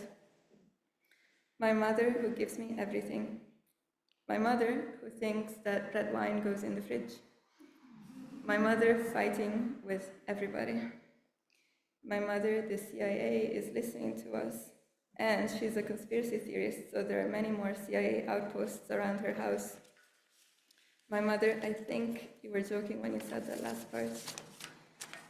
My mother, for a decade now, I've sat in the back seat with my fingers covering my ears as you rant and rant while you drive.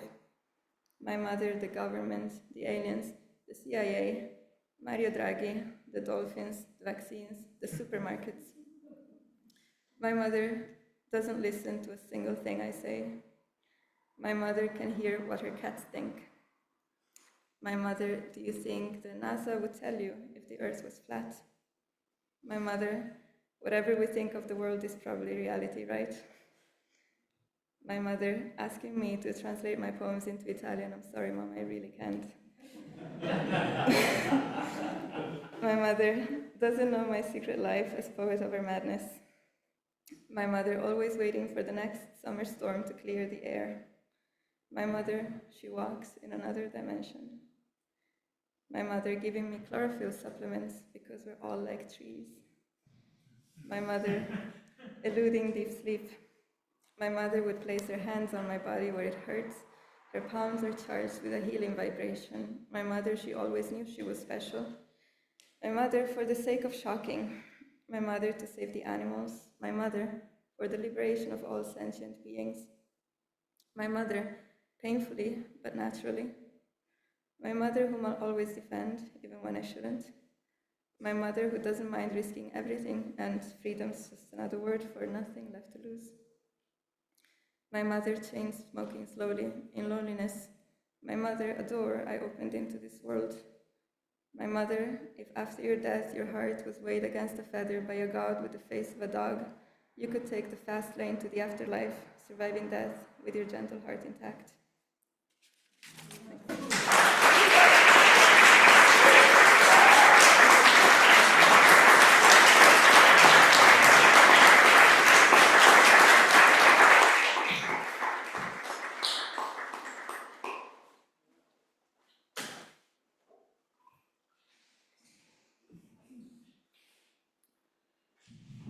Thank you so much, Elisa. There is one thing abundantly clear from that reading.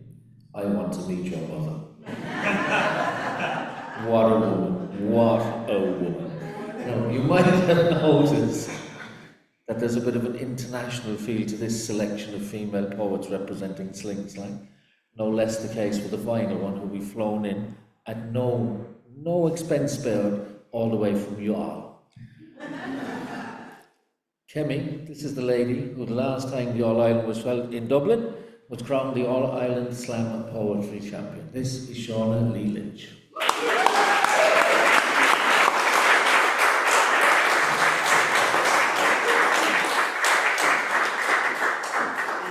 Thanks, Dan. Thanks, Paul, Ron, Rab, Michelle.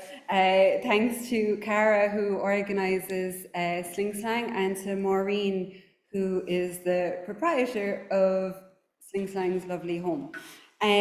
So the first poem I'm going to say is about body image, And I think if you came of age in the 90s, 2000s, that it's hard, or any age for that matter, it's hard to like filter out the media influenced kind of toxic diet culture judgment of your body.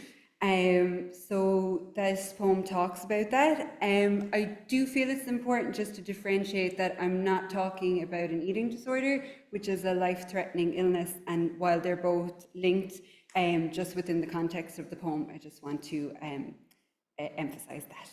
So this is called Diet Space. Is the microphone okay? Yeah. From the age of 9, I've spent about 30% of my waking time feeling uncomfortable about my body. A built-in autopilot, not constant, but little pulsar flickers beaming. Adopted dreams of being weightless. Altogether, that's 4.8 years. Scrutinizing, stressing, hashing plans to make myself shrink. Feeling like an astronaut in a spacesuit in my own skin, occupying too much space. 4 years and 8 months, that's 1/7 of my life. I'm annoyed at myself for wasting that much time, when I could have filled my head with poetry rhymes or philosophy. Hell, I could have got a degree in astronomy, could have tracked celestial bodies illuminating the skies, if I wasn't occupied by cellulite orbiting my thighs. Could have calculated the distance from Orion to Sagittarius, instead of counting calories in custard cream biscuits. I could know the composition of the rings of Saturn, had I not sat ruminating on rings around my stomach. What a supermassive waste of valuable headspace, to fret about diet and appearance when half the world is in deficit. And there's far more fascinating topics to fill our heads with than the benefits of fasting or the width of waists. We should be figuring out ways to expand ourselves, to fill the universe with our passion and spirit, not diminish our worth down to measurements. For this existence is too tentative to waste it feeling bad about our form. Lest us not forget, we are all made from stars.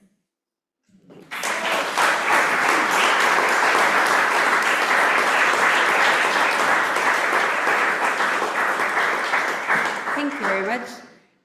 My algorithm is trying to get me pregnant. That's the name of the poem.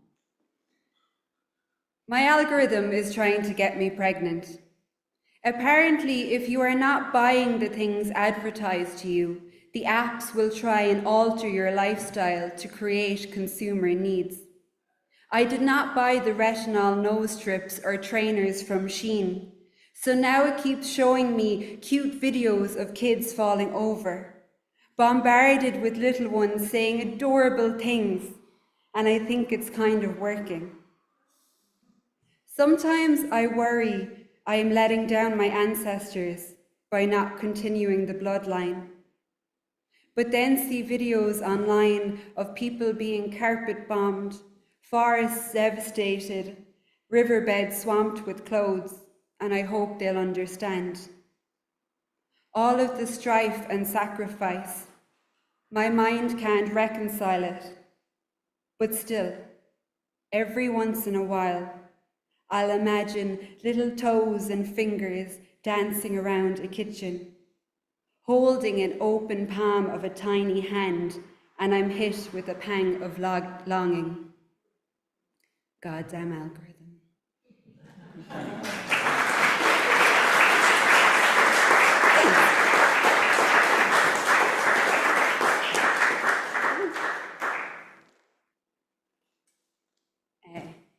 Thank you very much.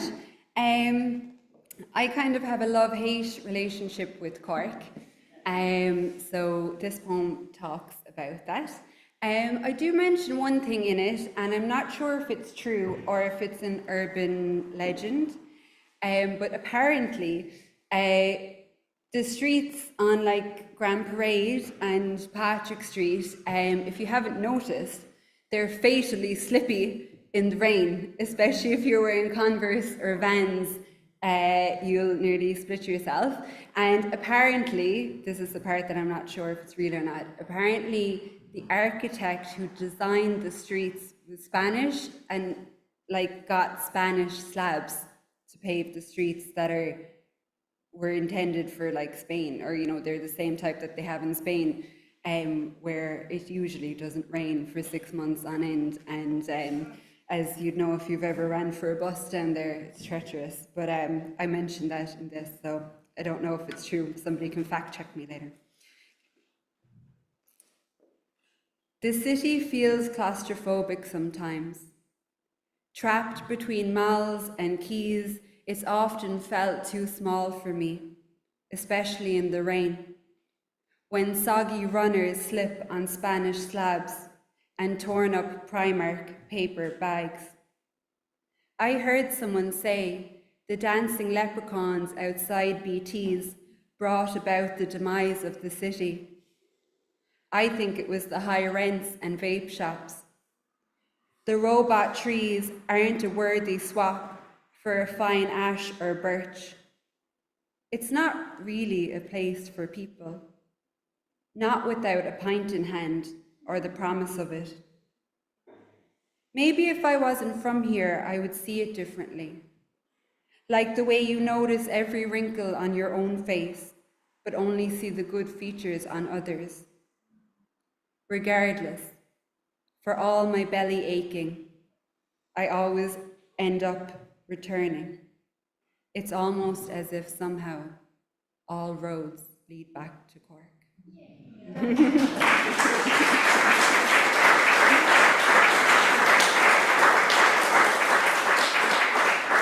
Thank you very much. I'll try to say this one by memory. We'll see how it goes. Just a little context. There is a queer club night in Dublin called Mother, and they have a rave in the woods at Electric Picnic. I'll tell you a story if you can lend me an ear. The year was 2022.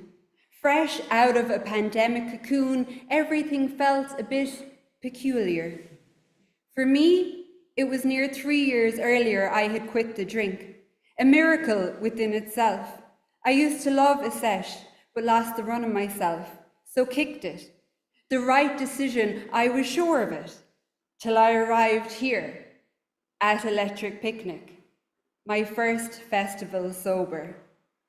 Felt like a witness of Jehovah roaming around teetotal. Seeing everyone wild and giddy made me a wee bit envious. Missing the permission slip that comes with a few sips, substances that encourage a dance without constant cognizance of what I'm doing with my hands, I began to think maybe some experiences just aren't the same without a drink.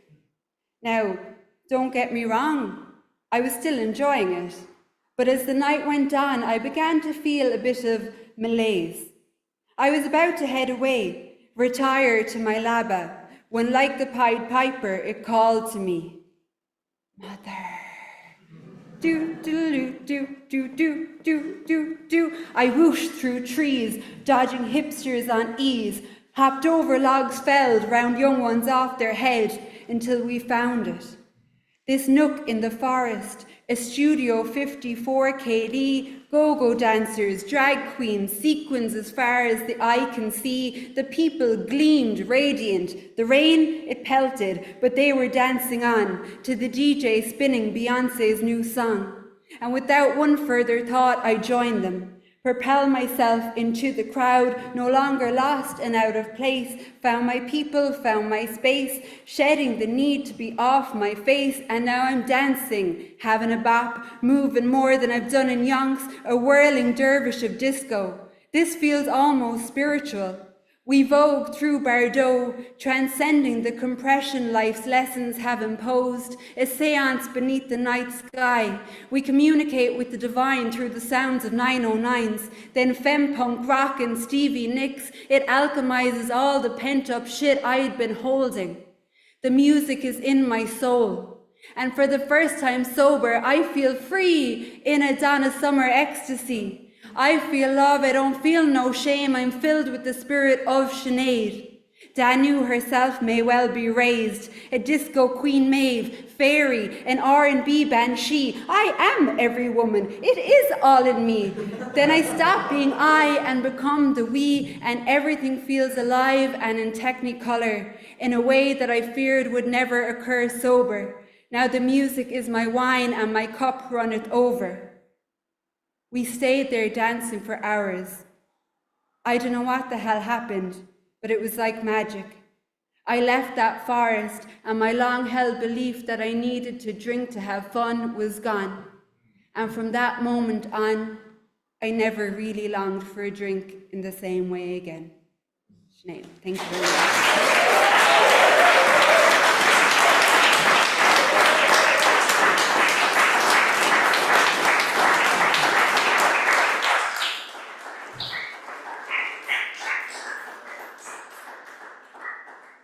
Thank you so much. Wow. I love Sling Slang so much. And I think that was such a good sample of it there. So many different perspectives, especially from the female point of view. And I think it's worth mentioning on that Sling Slang is a particularly empowering space for women. Now, it's never set out to be like that, but I think because you have Maureen minding the space, Cara Kirsch programming the event, it's just really a really special place from that point of view as well. So thank you so much. You've been a great audience, and I just want to acknowledge our audience joining us online. Maybe we can all say a big hello. Thanks so much. It can be sometimes a bit lonely joining from home, so hello to everyone, and thanks so much for joining us. So next up, I'm going to introduce a friend of Avail's, the Underground Loft, which is run by Kieran Shanahan. And the Underground Loft is happening every second Tuesday down in the Liberty Bar, which is another really gorgeous bar. So it's going to be happening this Tuesday, the 26th. Oh, goodbye. Thanks, Elisa. Good night.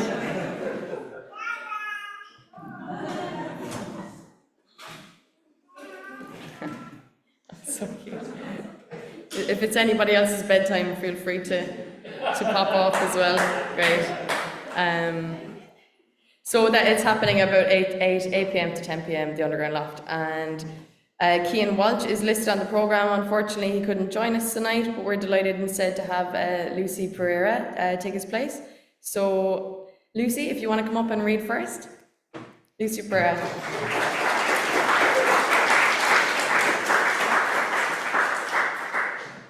Hello, thank you so much for having me. I'm fairly new to Cork. I moved here in August from California, and I found the literary community to just be so open and welcoming. So I'm very grateful to all of you and everybody who makes Cork such a wonderful place for poetry.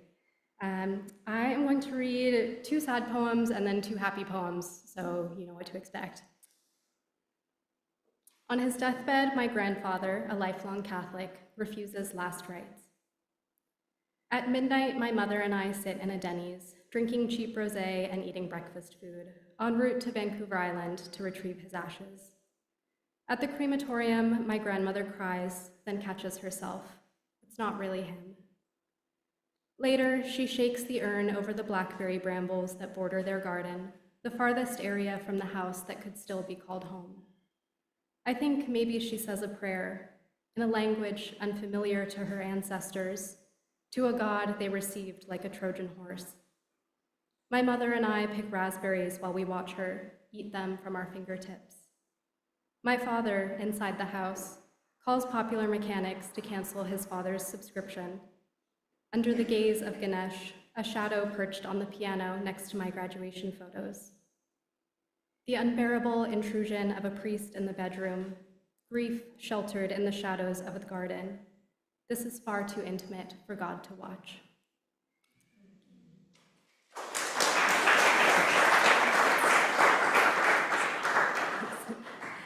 So I used to be an art teacher in a country where schools are often the targets of gun violence. So this poem references a school shooting that happened a few years ago in Uvalde, Texas. It's called Small Bodies. Each afternoon, I shake goldfish crumbs from my pockets and imagine my body a shield. Wipe marker stains from the desks and picture blood. Sweep pencil shavings from the tiled floor, see shrapnel. One May day in Uvalde, 19 small bodies don't go home when the bell rings. 19 small bodies whose bumps and scrapes were once tended with Band-Aids and ice packs, a hand rubbed in slow circles on the back. There is nothing I wouldn't allow to tear through me to let them bound toward the pickup line that day, backpacks bouncing on tiny shoulders. To let them grow up, breathing. There is no such thing as unscathed.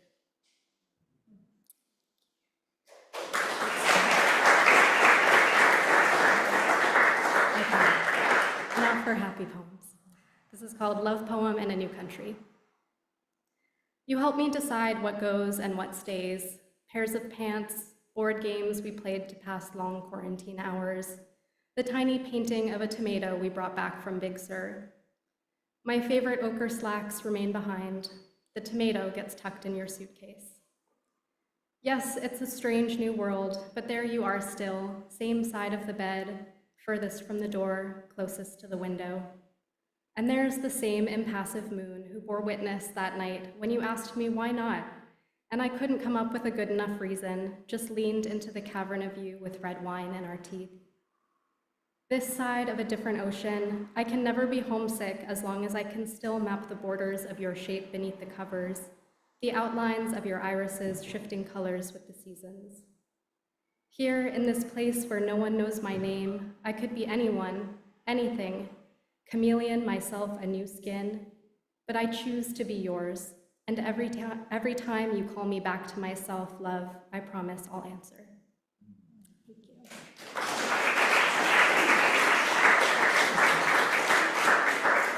This is my last one. It's called Serendipity. It's like we were destined to be here. At the crosswalk, we overhear a boy proclaim this to his mother on the occasion of this small miracle. The walk sign blinks green at the moment the pair of them reach the curb, and their journey continues uninterrupted. Stardust sparkles in the pavement, winking at the impossibility of us. 370 million years ago, a fish made the questionable choice to risk it all for a taste of fresh air, and now here we are, forever looking back to the sea, aligned on some improbable axis. Who knows what timelines have rearranged themselves like railroad tracks, sent us hurtling into a fate we never saw coming. Bright light in the tunnel, solid as matter. When we first met, there were only 16 blocks between our beds. You ask for something and the universe delivers it to your doorstep like some cosmic online retailer. You say there's no such thing as coincidence, and it's a hard truth to swallow in a world that seems so senseless. But maybe this is how we make a new world, clinging to the conviction that we are all of us messiahs sent to inch the needle toward salvation. The ocean beckons, one step toward sand, a surreal combination of atoms. It's like we were destined to be here. Thank you.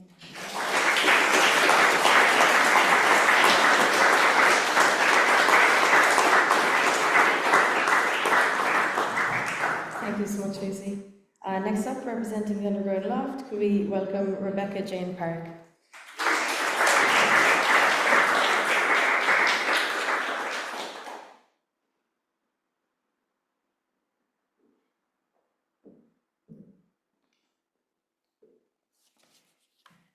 Hi, thank you. Sorry, I'm a little bit nervous. Okay. Yeah, so like when I started reading poetry really about 6 months ago at the Underground Loft, I never would have thought I would have ended up here, so yeah. So my first poem is basically kind of, I don't know, it's about getting a new retainer, and it kind of, yeah, it's a bit weird, just hang in there with me. So it's called A Massacre of the Lips. Like a war zone, the inner lips bloodied, parts missing, the tongue surveyed the damage and sent reports to the brain. You're not supposed to do that, it's not good for you, boys will never want to kiss you. The teeth did it though in the night when the brain was not watching. Sometimes the brain would wake in the middle of the massacre. I would just stop. You won't achieve anything with that. It was the retainer. The price of a Hollywood smile. The new one was too tight, the dentist too rude to go back to. The teeth were under pressure, oppressed. They had to act out.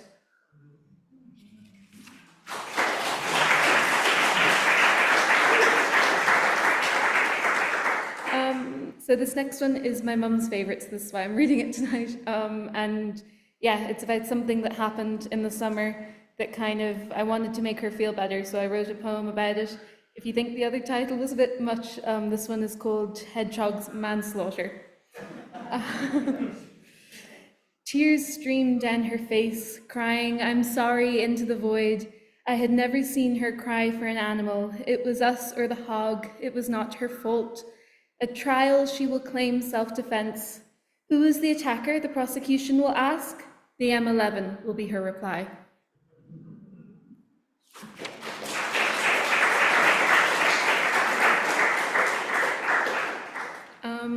So this next one is called Kept in a Tourist Town, and it's basically, I went to Killarney in the summer and I just found it a very strange experience. We went to the town, not to the beautiful mountains, which I'm sure are or the beautiful park, which I'm sure is very lovely, but yeah. So endless shops filled with endless items, wandering and getting lost down unfamiliar streets. Strangers tell me how these items are typical of my home. Why would I wear those jumpers? The wool would give me a rash. The only claddagh ring my family ever owned was thrown away by my mother in a fit of rightful anger. Before coming to this place, no one had taught me the significance of the Aran Isles to County Kerry. The strangers will come to recount how authentic it all was.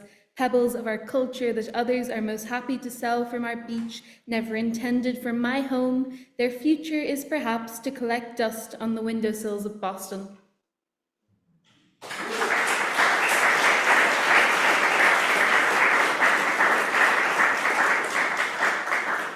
Okay, so this last poem, probably the most personal. Basically, I've been feeling like really haunted the past few months. Just my head's been up and down a lot, and I feel one of the hauntings is like two girls in my head. So this poem is called Two Little Girls. Two little girls cry every night before bed. One little girl that was, one little girl that might be. Every night the lady cries for her little girls. The little girl that was feels more real. Smiling, she adorns the lady's walls.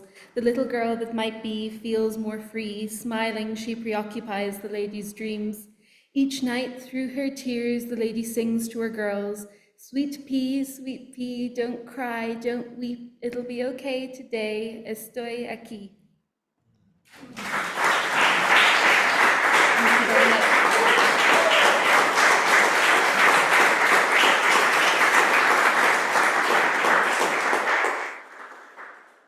Thanks so much, Rebecca. No need to be nervous there, you killed it.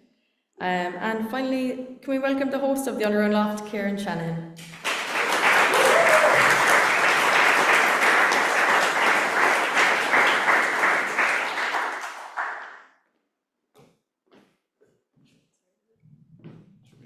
Well, how are you? So the first one I have today is dedicated to that mouldy slice pan that I forgot about in my kitchen. And the bread grows mold where the eyes can't see. Can I be critical when I fall or just sit in the silence? And the bread grows mold where the eyes can't see. Can I be sad and cry and shy away? And the bread grows mold where the eyes can't see. Can I fall so far that you hate me and you lost faith in me? Don't deserve to be that bother anymore, but the bread grows mold where the eyes can't see. Scratch away at the epiphany. It in return scratches my soul. Bones have crumbled beneath me, lost and broken, yet have I misspoken. I'm not your embodiment of worry anymore. Thank you.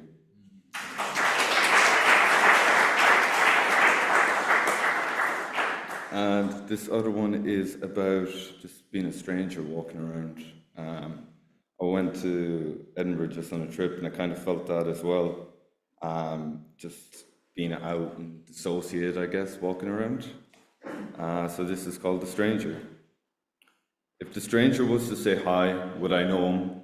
Would I say hello, ask them how they are, console them, empathize them, chastise them, kick them, punch them, scream at them, love them, hold their hand in a baptism of rain, be their armour in a hail of arrows, bring them toast in times of illness, Lucasade in their hour of aid, or would I just fade into a mist of sorrow, no horror left to see? For if the stranger was to say hi, wouldn't I just say he's me?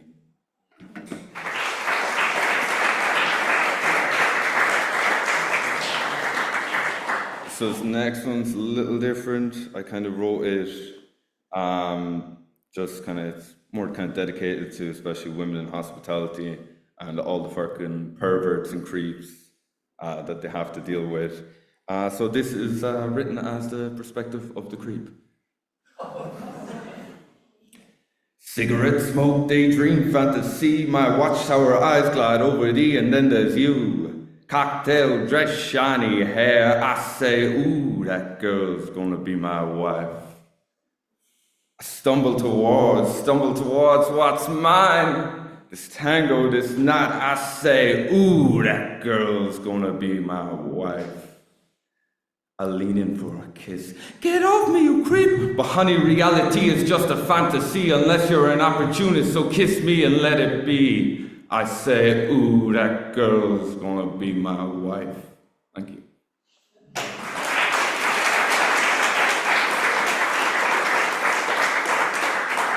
It's very strange kind of writing and reading that because usually my poetry is kind of like diary entries, I guess, or how I'm feeling.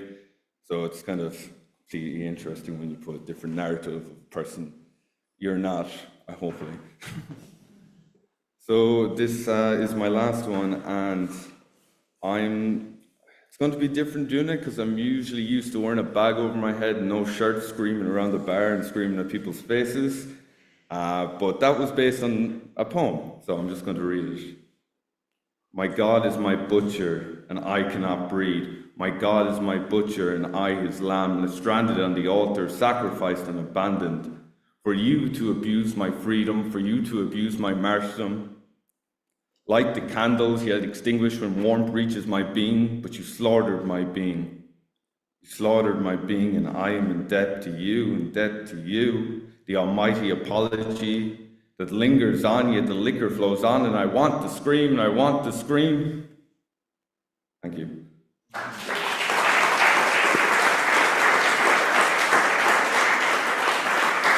I just want to thank everyone at O'Bill for having us, really grateful, and also shout out to Lucy for last minute, being an absolute hero.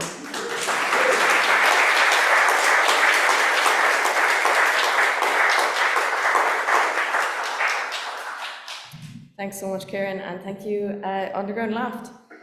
On this Tuesday, check it out. Kieran is a great host as well, I suppose, as being a barman is probably a good experience to set a good atmosphere and deal with the creeps as well, just as important. So I just want to take a second there as well so this is the 12th Winter Warmer event. It's an annual event, 3-day event. 12th one we're celebrating this year, and it's always been a free event, but every artist who's participated has always been paid, which is obviously extremely important. And we have some sponsors to thank for that. So I'm going to list them out now, as we appreciate them so much. So we have UCC for Ocean Gaelga, Poetry Ireland, Irish Centre for Galician Studies, Cork City Council Libraries, Paradiso, Arc Publications, Dunn Stores, Forum Publications, the Long Valley Bar, the Arts Council, Cork City Council and the Arts Office. Thank you so much.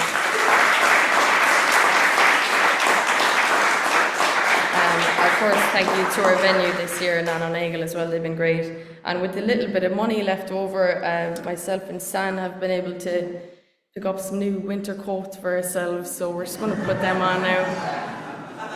And with that, I'm going to allow Stan to introduce our last open mic of the night, Ubuntu. So just before Michelle leaves, huge thank you to Paul Casey for the gifts. Totally unexpected, but it was a wonderful, wonderful gesture on his behalf. I picked this up in TK Maxx for €85. It's always a good day when you get a chance to deface the Queen of England.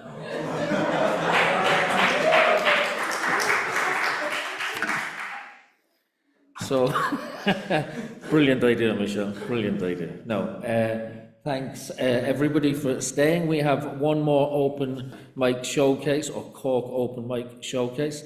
I'm going to introduce the three at the same time. I've seen two of these guys perform before, but you know what? As I'm getting older, I'm struggling to remember where I've seen people perform. So I know I've seen one of you at JJ's night, the Poetry and Rose. I know I've seen one of you at something in the School of Music, but for the life of me, I can't remember who was who.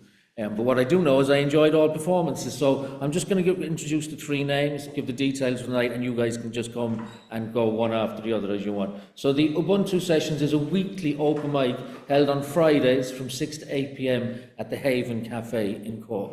And I'm assuming, like every open mic, you're going to see as many people as possible turn up every week. So the three people representing the Ubuntu Sessions tonight, are Rafael Olimpio, outsider YP, and Cliff Machete. Did I see one of you in the Everyman at the? I did. Yeah. Sorry, my brain is gone. I'm gone on a tangential excursion. Round of applause for three representatives of the Ubuntu Sessions.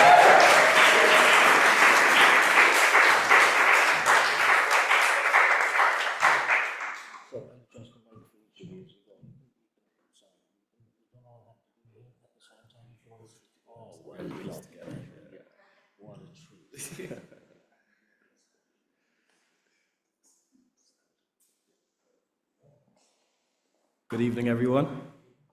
You have seen us, and we've seen you plenty of times as well. So it's nice to see.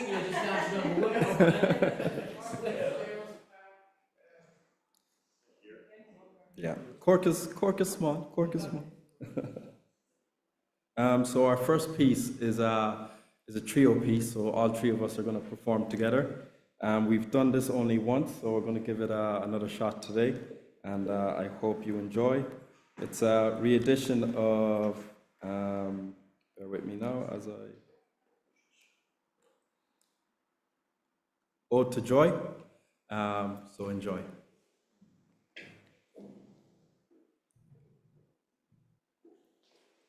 Oh, brethren, are we not done with these negative vibes? Tired of bashing against these ferocious waves and tides? Instead, let's vibrate on the same frequency with better energy, synergy. Let's embrace joy, a daughter of many who sought a beautiful spark of divinity.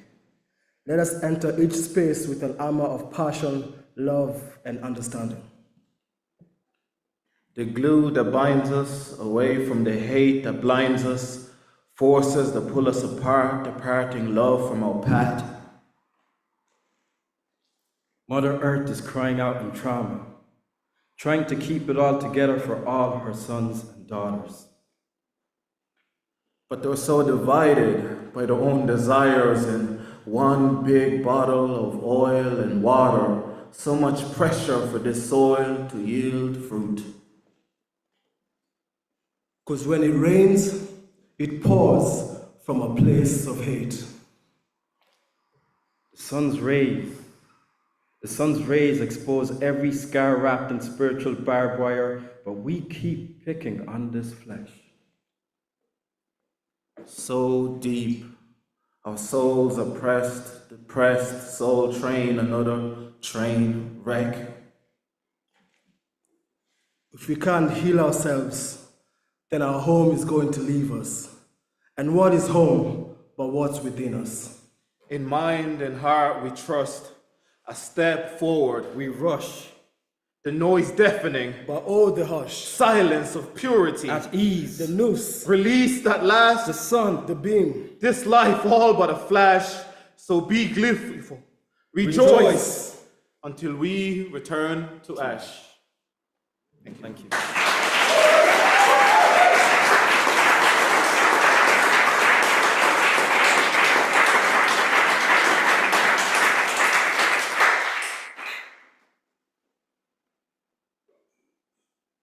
So I'm going to start with a poem, and it's called Mercury and Hydroquinone. So as a teenager, I really struggled with my identity, and I struggled with the likes of racism and I guess a lot of insecurity that came with it. And I bleached my skin, so I had an issue with bleaching, and that's what this poem is about.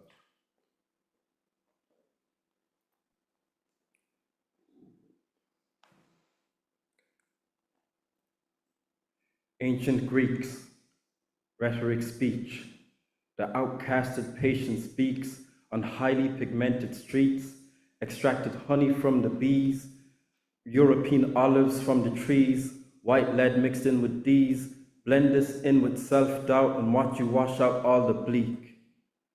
Dark elbows, knuckles and knees, milking it now ain't that peak, the old you is gone antique, looking like you're off the beat, I'm talking week after week, discolored and so you tweak, favorite aesthetics close to complete, perfect for the frame, Queen Elizabeth, treat blackness like the mark of Cain, like a stain is eat, baptized in acid rain, brainwashing of defeat.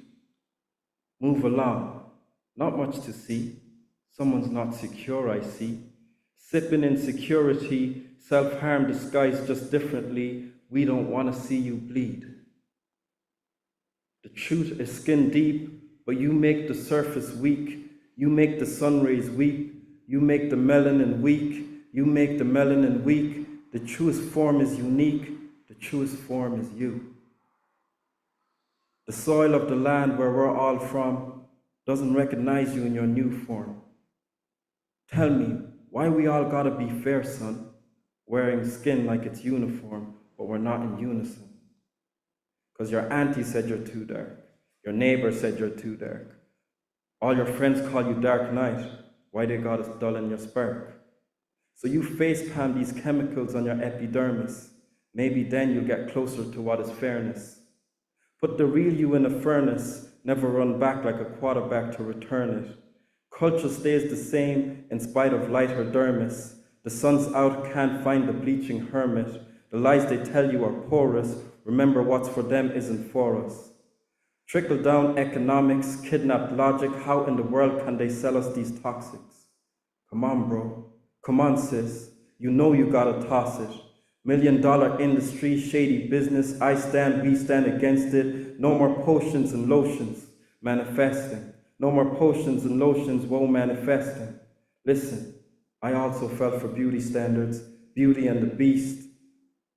I put this bleach on my face like prescribed medicine, mercury, hydroquinone. I was only young, could not have known. No one saw me, so I spoke up when I changed up my tone. Wanted to look good in '09 when I took the picture on my flip phone. Wanted to be light-skinned, lighter than a Zippo. Wanted to look more like Matthew, Mark, Luke, and John, and that's gospel. The truth is skin deep, but you make the surface weak. You make the sun rays weep. You make the melanin weak. You make the melanin weak. The truest form is you. The truest form is unique. The truest form is you.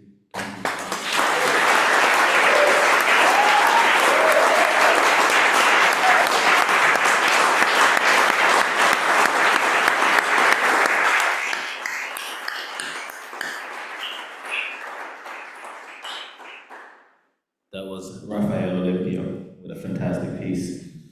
I have a small piece that I worked on, just kind of about the self and just like the acknowledgement of self and the acknowledgement of others' self as well. This one is called Faceless.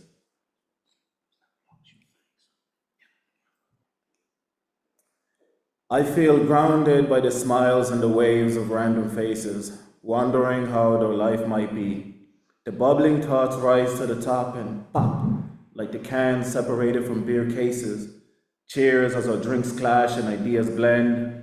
Free our minds from getting tied down, constantly cautiously pondering. Instead, let us be free like slides and slippers, comfortable and laceless. Let us be fire starters like Sabo in a grip of everything that we touch and turn it into fire and storm like aces, sick of cloudy skies that love must clear on a daily basis until love is the cause. Is there no cure for the lonely phases? The fear of broken hearts has us shackled and trapped, lost in complex mazes.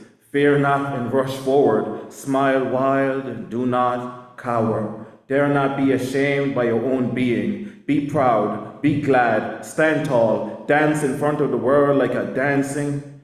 Alone in your room, sing aloud like the greatest verse you ever sang in the shower, even if your voice must tremble from the nerves that grip your very soul. Let them all know that this is who you are. Who are you? Who are they? Who are we? And most importantly, who in the hell am I? Thank you.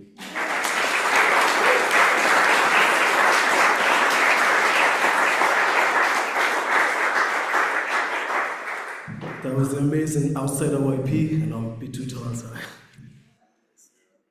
I'm apologising for growing up, man. I'm just gonna do, it's a shorter piece called Untitled, and it's about basically if you could reverse every outcome, every decision, every choice, every action in your life, what would be the outcome? Unleash the energy, unleash the memories, and tell the secrets, unless they keep it, and feel emotions until no motion, untie the knot, and think those thoughts, and love the wrong one, and trust in no one, unveil your truths, and lose your youth, unsettling thoughts, and bet the lot, and break their heart, or untake their word, and go through trauma, and avoid the drama, unplug the matrix, unmask the faceless, undo the damage, unruly savage. Thank you.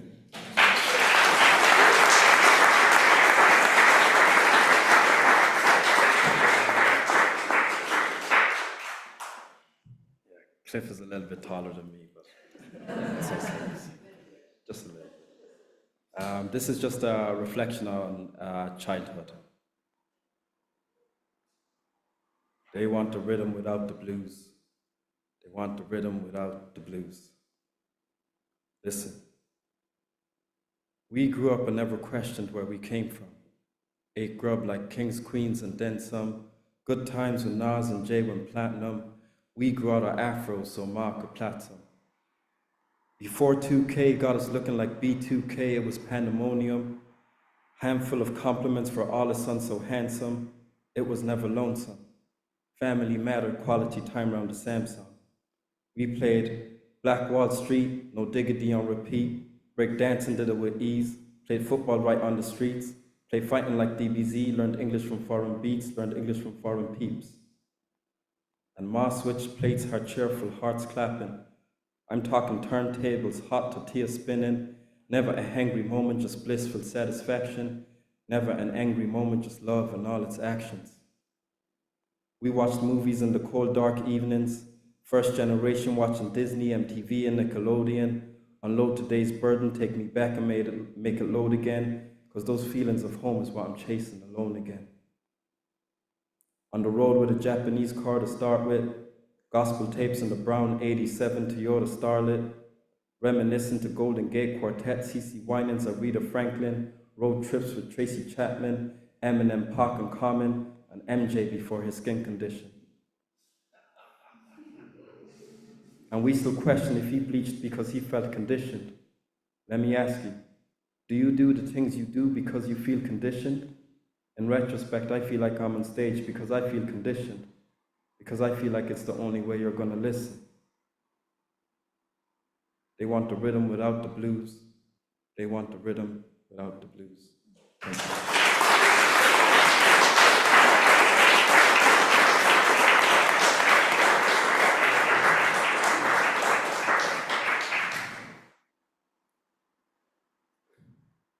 I can't feel my heart, my soul tilted.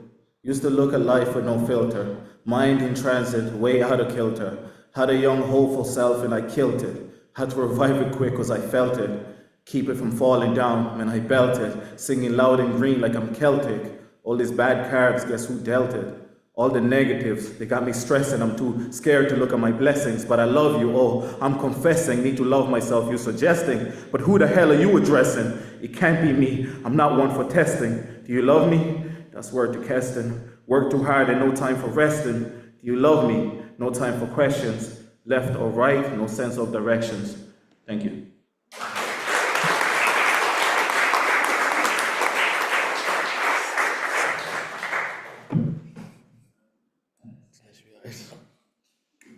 This piece is called Two Peas in a Pod.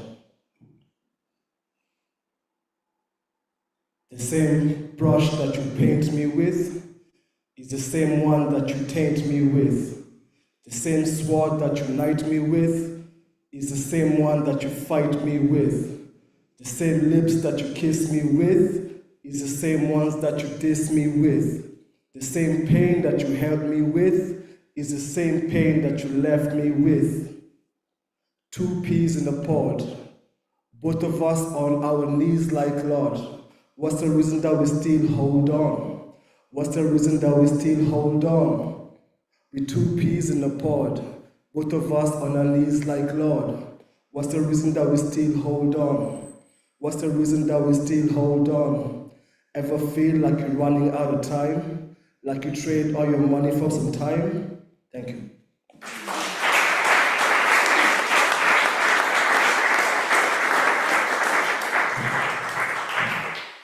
This is my last one. It's called Inquisition. Who am I? Who am I? Relented am I, determined inquisition. Who am I? A pretentious attention-seeking and insecure human who confides in the world that only leads to daily admission. Or you want to start confessing, put me in the box confessing, man, that's nonsense. I need change, so give me back my 5 cents. Hold up, got a notification. The trades of the media has become a part of my acquisition. Stupidity's in orbit like common viral infections. Infect them of simpletons, baptize them with foreign sense, and there goes your innocence. Season you citizens with this full-blown experience, leaving you with this frankincense. Does that make sense? Or am I lost in my aura? Membrane split diaspora, bipolar, bare by the polar. I'm in need of still waters, please take me to the green pastures before I lose myself and mind. Born free in this world, so why am I so confined? To let them define me an alien to the propaganda of their citizens and their citizens. Lord knows I'm trying to stay vigilant. Is there no remorse for those who share their daily bread? Or do we find identity in chains that don't reflect who we are? Who am I? Thank you.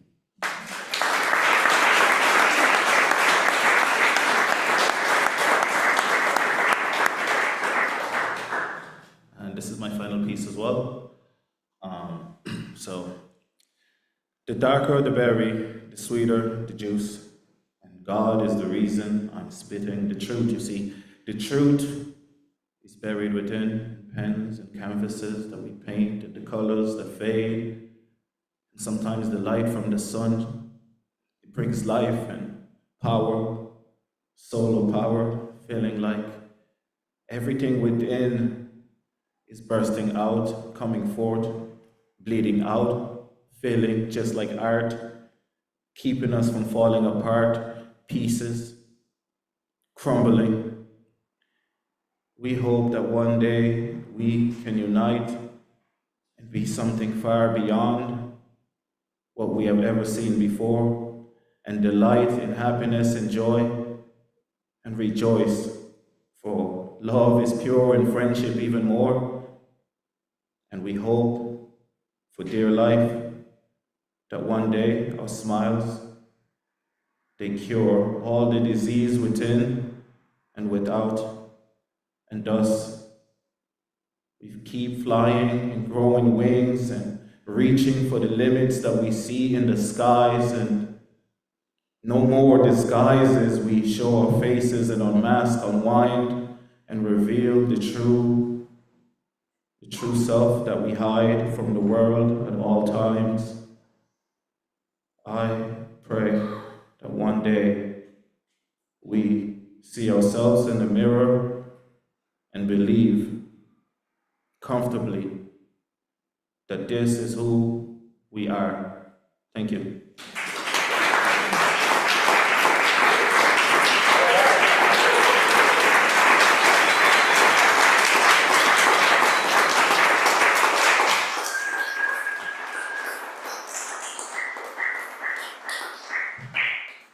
Thank you so much, Ubuntu sessions. Every Friday down the Haven Cafe. Gorgeous, 6 o'clock. Also a free event. Ovail has been absolutely thrilled and privileged to be able to share the stage tonight and invited along our open mic nights. We started with Debarrow Spoken Word, Underground Loft, Ubuntu Sessions, Litrica and Sling Slang. And the best thing about it is that none of us are in competition with each other. It's always on a different night. There's always something to go to, and I'm just so happy that it's blossoming the poetry community in Cork, and long may it last.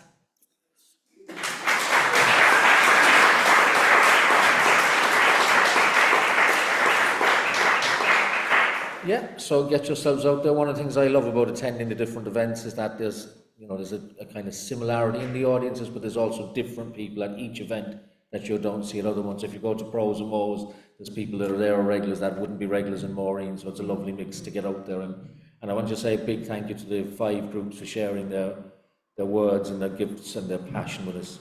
It's been a real uplifting evening, and I'm so glad you came. Thank you very much, all of you.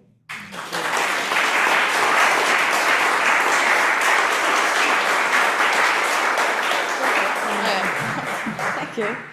And that wraps up this event, but it also wraps up our 12th Winter Warmer Festival. Thank you so much. Rosie wants a Mexican wave there. Do you want to start it, Michelle? Only Rosie would try to start a Mexican wave from the front and centre as well. Obviously, a huge round of applause for Paul Casey for putting this together.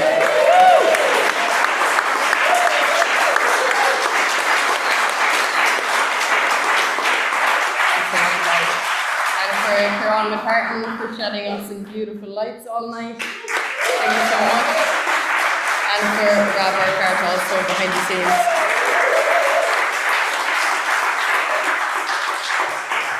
Did Rab actually take a bow there? Good man, Rab, good man. And listen, thank you all for being here, not just tonight, but over the whole fest. Many of you attended. You know, we're all performers, and we all know that there's no point being at home performing to yourself. The audience makes a huge difference. Certainly tonight's audience has been so receptive, and that makes a massive difference. So thank you for your time and your energy. And I just want to say on Paul Casey again, he doesn't like compliments, but geez, what that man has done for poetry, not just in Cork, but in the country. Unbelievable. And what? Iho Slán is Spanacht. Slán. Good night, guys.